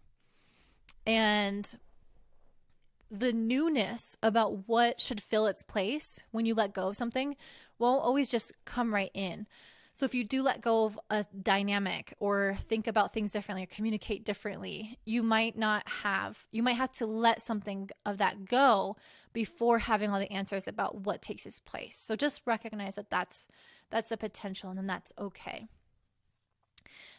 You guys also have Venus, Jupiter, and Neptune. I think I wrote this down. Oh, yeah. You guys also have Venus, Jupiter, and Neptune. Some of the most positive planets. Those are in your 5th house. So all of that pleasure, all of that joy that I'm talking about that you're really supposed to sink into, your sexuality, your creativity, your fun, your childlikeness, all of that is being very divinely supported. The universe wants to see things be easy for you. I think Scorpios come in here with a soul contract to kind of go through it emotionally, like go through it physically, go through some massive crises and challenges. And you're associated with Hades, the god of the underworld. You are very well aware of the shadow and the light. But I think that this eclipse season is trying, with the North Node and Taurus, to bring you more to a grounded place of not having to always go down into the shadow and to re-experience everything. But to just, with these planets, these really beautiful, wonderful, divinely guided planets in the area of pleasure for you, it's just trying to give you guys this sense of peace, enjoyment, and fun and simplicity in life that you guys seriously deserve. And it doesn't have to be this whole thing, right? It's like a time of taking away some of this pressure. And I just pulled the golden egg for you. Some of this pressure of change and metamorphosis, it can be overwhelming and unnecessary sometimes. Let me pull one more card and then I'll read that one for you. So I think all these planets, again, in your 5th house is trying to call you towards that. And then the focus card, I keep getting this for everyone. This feels different for you, though. The focus card to me here is really talking about where your focus goes, your energy flows. And so I think that as a Scorpio, you are used to encountering these difficult circumstances, these crises, these moments of transformation. You're used to encountering it, jumping into it head on, dealing with conflict. Again, Mars rules time, going into the battlefield. But now you have to shift your focus into working on the garden instead of going to the battlefield. And so there's a very, very big shift in energy in your heart space, and a big shift in the things that you think about and the way that you perceive things, especially Pluto moving through your 3rd house. So you guys need to be aware if your energy starts drawing back to the old, to the battle, to wanting to stand up for yourself, to defend things, to again, like put yourself through unnecessary things. I think you know what I'm saying without me having to explain. The kinds of energy that you experience as a Scorpio, you embody it. And so your focusing now needs to be on the simple things that bring you pleasure and bring you joy every single day, and using that as the barometer of whether or not something is for you or isn't for you, and really tuning into that. Okay, so now let me read the golden egg explanation. Okay. With the golden egg lives a precious sound. Deep within that sound resides a message. The sound cannot be heard, nor the message discerned, until we retreat from the noise of modern day life. The magical essence of the golden egg needs warmth, quiet, and time to unfold. No rushing, pushing, or grasping. Find a place of deep and restful ease. Find a place of deep and restful ease. I mean, I feel like this is just the mantra for your life right now. Like, what feels easy? What feels rejuvenating? What makes me feel rested and filled up? And I think that this card is it's talking about meditation. It's talking about taking time out. Yeah, you can do that, but it's not about, I have the word on the tip of my head. It's not about disengaging from your life to get this sense of comfort. It's about being engaged in the right activities. You don't have to separate yourself from others. You don't have to go into a zone of meditation on a peak in the Himalayas.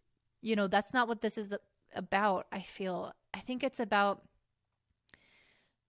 just being very comfortable and content. Okay. It says, it requires becoming intimate with our very essence and comfortable with vulnerability. When a feeling of tenderness or gratitude arises from deep within you, know that you are well on your way. So tenderness and gratitude.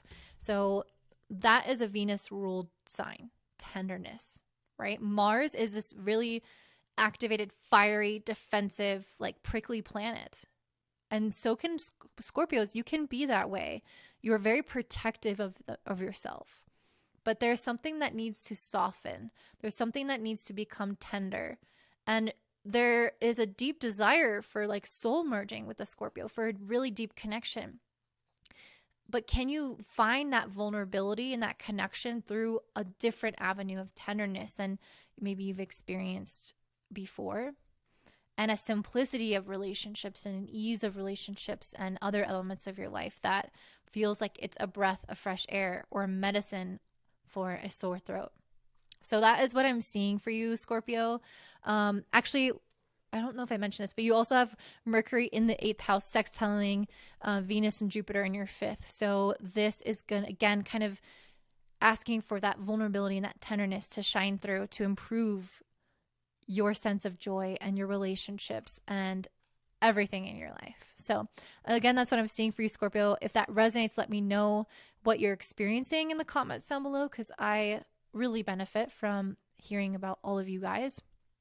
And if you want an astrology reading from me or you want to learn astrology with me, check out those offerings in the description box below. And I hope you guys have a beautiful eclipse. Bye.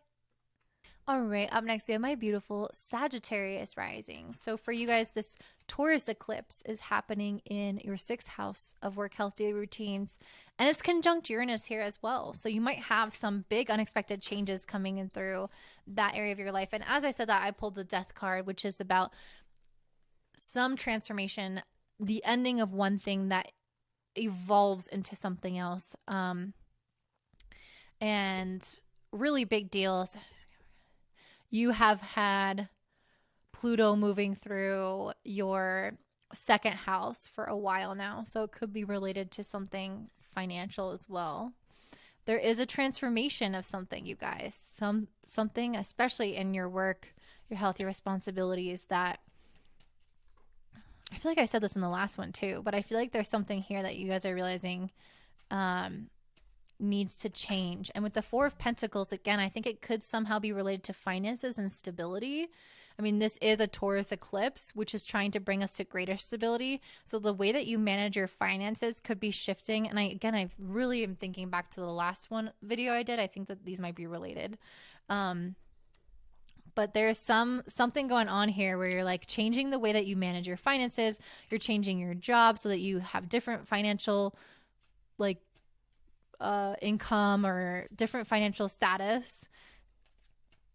I don't know. I feel like your foundations are really being improved, if that makes sense. I feel like the work that you've been doing and you've been hustling for is going to pay off in some way where it's going to make you feel like you have this really solid ground to land on.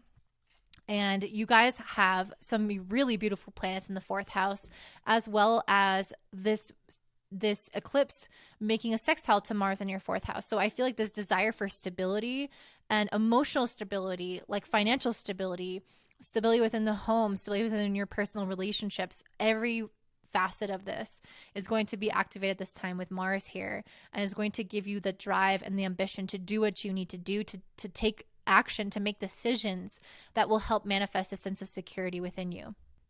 You guys also have Venus, Jupiter, and Neptune all in your 4th house of home and family. And so these really beautiful planets that give us this feeling of ease and comfort and abundance and satisfaction and even divine protection, those are all going to come into the area of your home and family environment. And with the 6 of Cups, it might be possible to have a really a time when you create really beautiful memories, or when you look back onto really beautiful childhood memories, or when you see childhood friends and reminisce and just have these very beautiful relationships with your family members or people who you grew up with, having these kind of like nostalgic moments come back into your life, but things that feel really like lighthearted, like a Disney movie. You know, it's like coming back to that age again when you were a child and you remember all the fond things about the innocent time of your life. And I think that that's the feeling that I'm getting from this like universal blessing that we're all getting with these planets is coming to you in the area of your emotional happiness, linked with your past, your childhood, your family, your memories, and bringing you back down memory lane in some form or another by re-experiencing it now, by thinking about it, by being with old people in whatever way that comes through. You guys also have Mercury in the 7th house, just moved into Gemini, and it is sextiling Venus and Jupiter in the 4th. So really great conversations, again, with your family members, with people you grew up with. I feel like gaining a lot of clarity with them, having amazing conversations, feeling like it's exciting, it's fun. You're reliving these kind of past nostalgic things. Maybe you're traveling back home and seeing old friends. Maybe you are watching old movies or old videos that remind you of them. Like, I don't really know, but there's some element here of feeling really grounded and secure, working on that dollar bill. Maybe having some big changes in your finances and your perception of your worth and everything to make that happen. And then this other completely different story about having this beautiful connection with your lineage and with your past and with your ancestors and your friends and all these things. And let me pull a card for you. I got the emotion card. Okay, the 4th house is where we store our emotional nature. With all these really beautiful planets here, I feel like your emotions are overflowing. I'm feeling the Ace of Cups energy with so much love to give, so much nurturing coming from within you, that you want it to overflow and extend that to others. So again, I feel like this is just a really like emotionally fortuitous time for you all, for you and all of your connections, really great conversations. It just feels extremely uplifting. And then I pulled the Cosmic Egg for you. Everyone is getting these intense ones. This is a crown chakra card.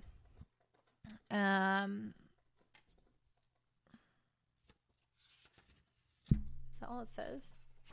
Oh, here we go. Completion, harmony, the infinite within the finite.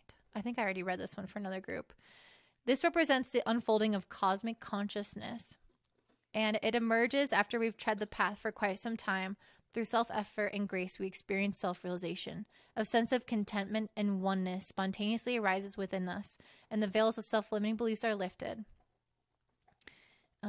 So yeah, it's just a time in which I think you're going to feel really connected to the universe, connected to those around you. You're going to feel an abundance of love and supportive energy, and it's going to help you create this new way in your emotional stability as well as future financial stability. And it's going to help you make any changes that you need to make in your life. So that's what I'm seeing for you, Sagittarius rising. If that resonates, please let me know by commenting down below what you're starting to experience around this eclipse. And if you want an astrology reading from me or you want to learn astrology, you can check out my links in the description box below. Have a great day. Bye. All right, up next I have my beautiful Capricorn risings. So for you guys, this Taurus eclipse with Uranus conjuncted is happening in your 5th house of dating and pleasure and romance and fun. And as I said that, I pulled the Page of Wands, which to me is this exactly. It's this desire to pursue the things that light us up, that feel inspirational, that create that internal fire and desire within us. And this might be expressing yourself more sexually. This might be expressing your creative side, or starting a new hobby, or even having a new chapter and a new beginning in the relationship with your children that feels so much more alive and fun and exciting. And I also pulled the Fool card. So I feel like some of you guys could be having a new beginning. This card is coming out for so many people. You could be having a new beginning in some type of creative area of your life, or some type of way that you express yourself, like I just was mentioning, or in your relationship with your children or with your dating life. I also pulled the the Five of Swords in reverse. So I feel like you guys are letting go of maybe some kind of like combative dynamics that could have been appearing, or even like a victim mentality, or a way of like feeling like you had to fight for what you wanted out of life and you couldn't just move with ease and with flow and enjoy kind of what was in front of you. I get the sense of struggle, essentially, in some area of your life that you are now releasing, that it doesn't have to be a struggle anymore. And I feel like if this is in some kind of dynamic, you and that person, that relationship is shifting. If this is your relationship with a passion project or with your own self-expression, it's not so much of a struggle. You're not fighting upstream to be your authentic self, to do the things that bring you joy. It's less standing in your way, essentially.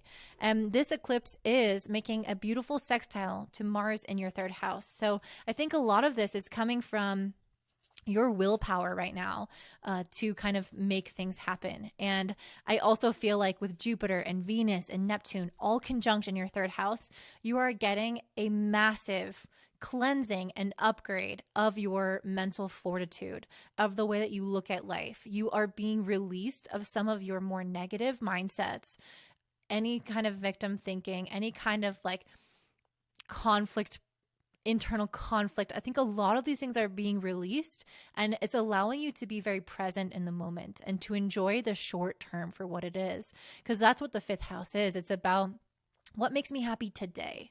And so is Taurus in a lot of ways. While they do kind of plan and do things for long term, they are very much a present sign. They are very much concerned with what they need to do today to build happiness tomorrow and today. And so I feel like there's an interesting mix going on here, where there's part of you that is building long-term happiness by focusing on short-term happiness, not getting so stuck in your head, not worrying yourself so much.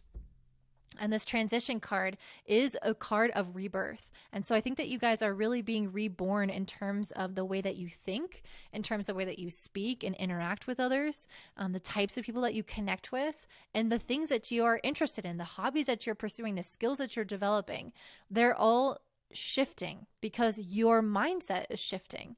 And I think that you're moving into something that is, again, filled with less resistance. It's like whatever you're going towards is like a bee with honey, or I don't know what they say, a moth to light, like something that just attracts so naturally and just happens naturally that you don't have to like push and move through this muck and this heaviness to get there. It's like you don't have to put so much effort. It just kind of happens. It just kind of flows. It's just fun as it's going on. And if this is a dynamic, it's improving that dynamic. If this is a situation, it's improving that. So it's like a well-oiled machine and it just flows. And there isn't, again, this kind of restriction and tenseness there that's so unnecessary. So it just feels like very joyous, very light in a lot of ways. And I think it's such a gift to have the sextile to Mars in the third house, because then your actions are coming from that place of your new and evolved thinking. The rebirth that's happening in your conscious mind is then informing your decisions. Okay, well, I'm not going to worry so much. And so what different decisions do I make when it's not coming from fear, when it's not coming from worry, when I can just follow joy? And I think you're going to be really surprised by the outcome. And I pulled the Phoenix. I think that you guys have been through a lot. And I think that you guys are emerging from these challenging situations to finally have, again, this completely different mindset about life. I don't think this Phoenix card is something that came lightly. I think that you guys have been through a significant amount of BS, and Pluto is moving through the last few degrees of your sign in Capricorn. And so in March of next year, March of 2023, you're going to finally be free of Pluto's heaviness. And it's just like this last little bit that you guys are purging and processing and understanding about your unconscious and these habits that you've held on to and things that you've been operating under without awareness and on autopilot. And I think this is like this eclipse season, this last year is your time to make these massive revolutions. You've already done so much of this work. You've already put in so much of this effort. You don't have to do much more. You are at the last mile of this 40-mile race. You know, you are nearing the finish line. And this Phoenix card to me is saying you are already having this reemerging, this rebirth taking place right now. And I think it's going to continue over the course of the next year until Pluto is completely out of your sign. But I think this is a massive step forward by not having the normal chains of Saturn, which reminds me of this Five of Swords. It's like this contempt, this discord, this distance, feeling separate, feeling like life is hard, feeling you have to battle through things. Like that's such Saturn energy, which is your ruling planet. And yeah, Saturn is squaring the nodes. So you guys are having to make some major shifts in yourself right now. And you're really being presented with the past and having to break the mold of that past. But you have so much beautiful energy in your third house. You have so much supportive energy to help the mindset shifts. And that changes everything. So it really, even though Saturn is squaring the nodes and it's requiring this continued evolution for you and, you know, pushing yourself, the energy is on your side, which means it's very much possible. The cards are in your favor. You just have to keep playing to win.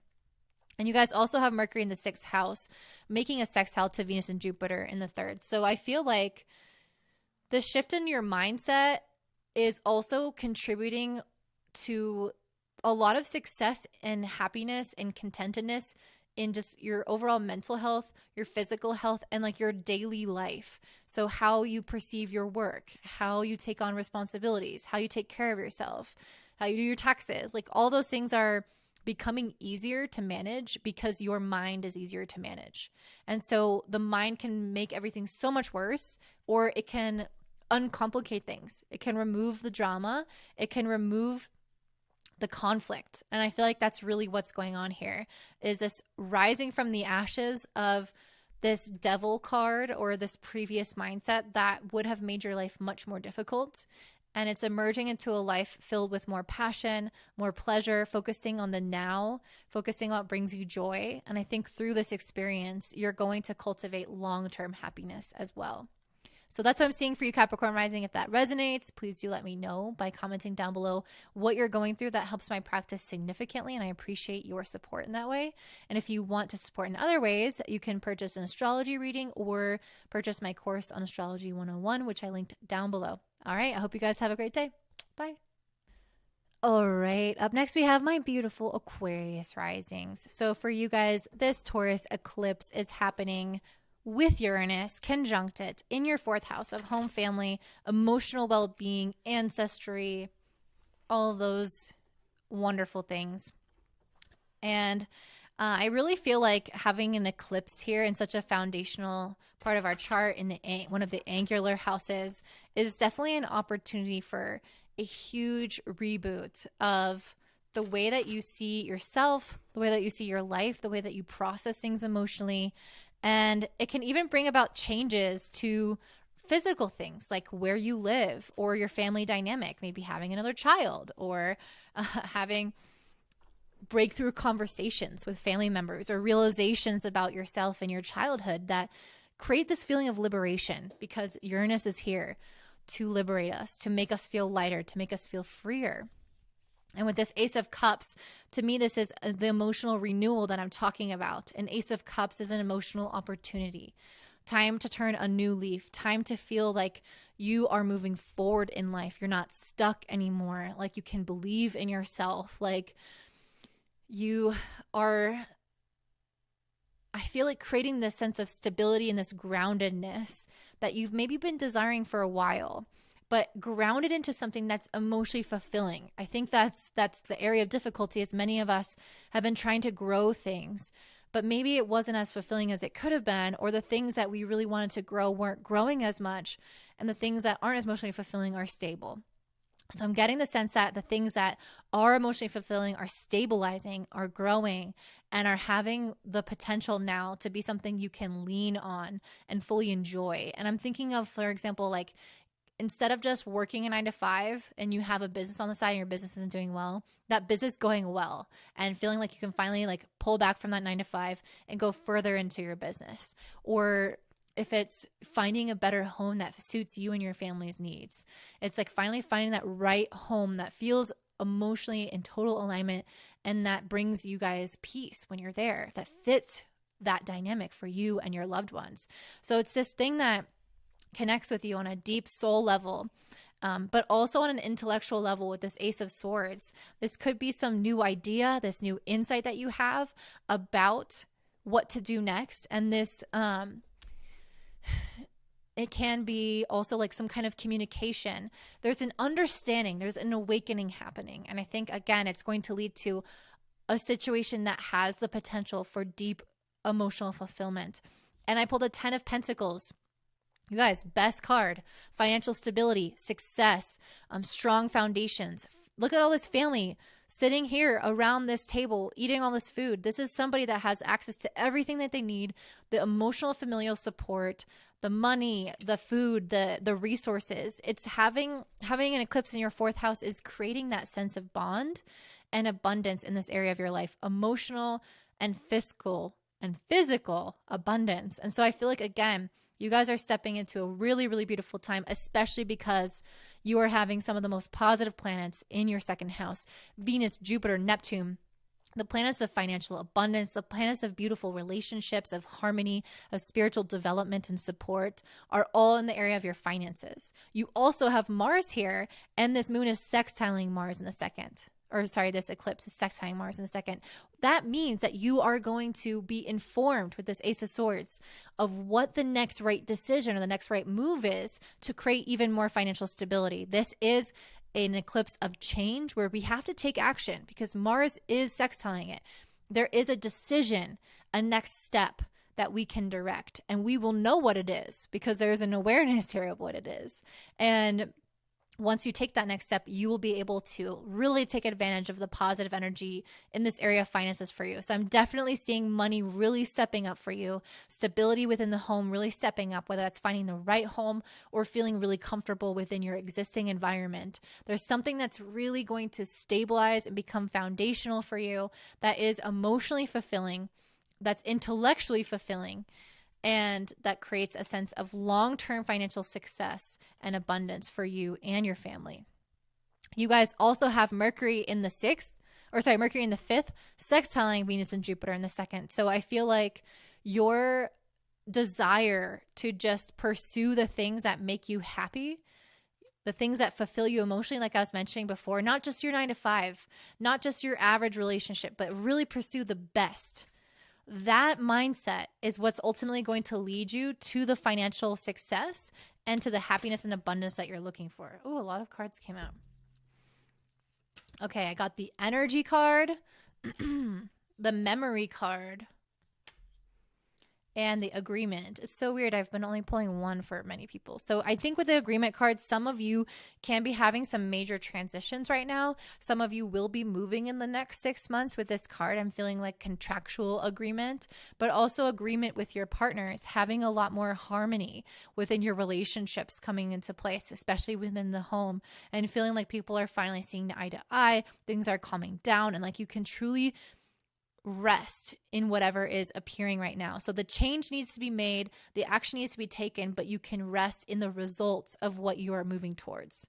The memory card to me, I feel like is telling you to leave behind the memories of things being challenging. You do have Saturn squaring the nodes. Saturn is your traditional ruler.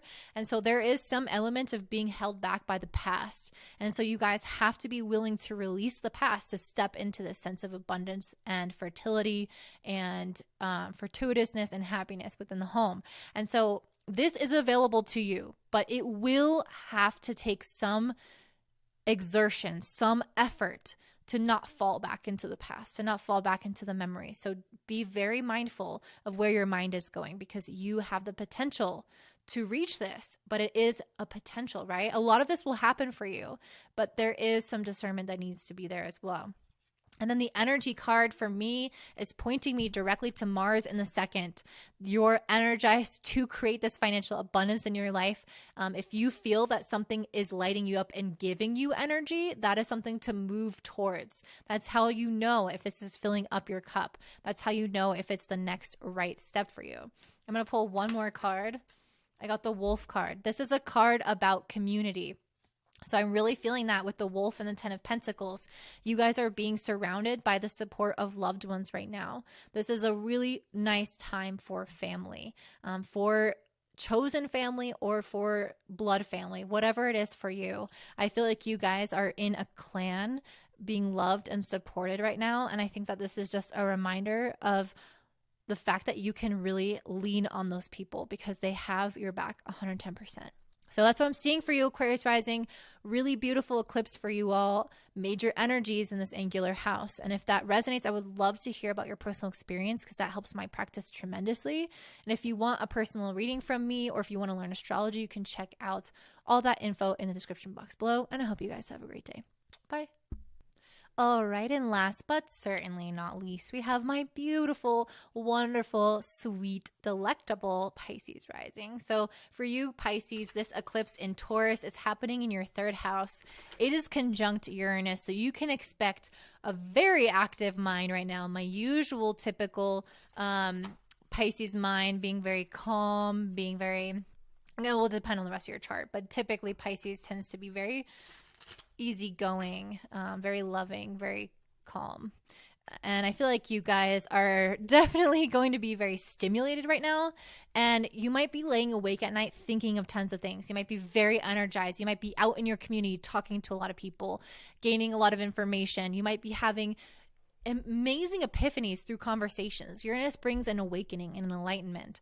And with Mercury in your fourth house, this could even come from within the family and home dynamic. You could talk to a loved one. You could talk to a family member back home and have some kind of idea come through them, which is going to ultimately improve your personal development because Mercury in the fourth is sextiling Venus and Jupiter in your first house. You have Venus, Jupiter, Neptune, and Mars all in your first, inspiring you, helping you to become more of the person that you want to be.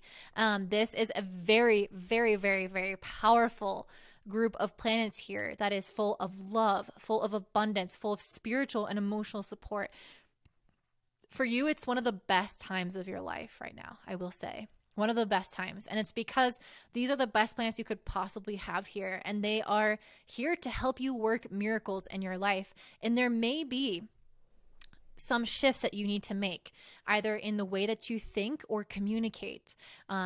Something about the way that you put yourself out there or the way that you perceive life has to shift. And that's why I have this 8 of Cups. There's a need to walk away from whatever outdated mode of perceiving something is. And I think that because of Mercury in the fourth, it's going to help the conversations that are very emotional, very intimate with loved ones who know you very much behind closed doors. Those conversations are going to help you realize where those shifts can still be made, where you can walk away from this current ideology, this thought process, this task, whatever you've been dedicating yourself to, either intellectually or even time-wise. Like maybe you've been kind of very busy and like dispersing your energy, and it's a time in which a lot of that is going to be analyzed for you to see, what do I need to change about myself, about my life and my dynamic right now that others can help me see so that I can honestly be less, have less resistance and just be happier. I feel like with all these planets in your first, you have so much potential for great happiness right now, so much potential for manifestation. And with this eclipse in your third, it's about realizing where maybe you've been just juggling a lot, like really doing a lot. It's a very busy house. Like I said, I got a lot of energy from like this eclipse happening here with Uranus here. It's like a lot of change. I'm getting this idea of like whirlwind. I feel like you guys have maybe even going through a whirlwind up until this point, but you're going to be continuing to experience it with the Two of Pentacles. You've been juggling 10 different plates in the air. And I feel like these beautiful planets in your first house are maybe asking you guys to really check in with yourself with this Hierophant card, check in with your values, study yourself so that you are being very grounded in each thing that you're dedicating yourself to. And so that you are managing your energy, managing your mind, especially around what you're doing. I just feel like there needs to be some sense of I don't know. I'm not getting the message necessarily. Like, let me pull my other card. I'm not getting the message necessarily that you need to like do less things. I got that for quite a few groups. Even though Taurus kind of gives me that vibe in general, but I feel like what you guys need to do is like very much make sure with this cleansing card to have a very consistent spiritual practice. The cleansing in the Hierophant to me is saying that you guys have tons of spiritual energy, self-care energy, loving energy coming through in your first house used to support you. But you absolutely have to take the time to access it. And I think that is what's going to help you realize what outdated mode of mindset or communication you might be living in. Because I do think that there's some perception that's not serving you anymore. And like you're quite busy. And I think it's not always going to give you a lot of time to process what that shift needs to be. This eclipse though will hit. You will feel this eclipse. And hopefully with that and some time alone with Mercury in the fourth, some time alone speaking with your closest loved ones, you'll be able to integrate some of what is coming through around what needs to be shifted. I feel like with this Nine of Wands, there's an endurance to you. Like you have a lot going on, a lot that you're juggling. You're like, I'm just going to keep going. With the Knight of Pentacles, like I'm going to just keep building. And I think that's the message for you guys, is to keep going, to keep building. It's okay to have a lot of new things come in, to do them all. It's okay, I feel like, for you guys to do these things. You are being very supported. This eclipse is sextiling Mars in your first house. So you are being pushed with energy right now to go out into the world, to be aggressive almost in your way, like energized, I should say, in your pursuit of something, in your pursuit of many things, I should say. But ultimately, you have to keep checking back in because you don't want to get off track and you don't want to not realize what these mindset shifts or communication shifts are. Or maybe there are shifts about just new things coming in. But I feel like with the Eight of Cups card, actually, anyway, this came out reversed. So maybe it's saying that you are meant to stay with the things that you're doing. Like I'm getting a sense that you're meant to go all in on the things that you're doing, but there might still be some mindset shifts that you could really benefit from. And I think with all these planets in your first house, it's giving you like so much angelic support that I feel like that will just naturally be happening if you take the time to connect with that energy alone to rejuvenate and rehabilitate yourself. Okay, I hope that message is clear because I kind of feel like it was unclear. All right, let me pull one animal card for you.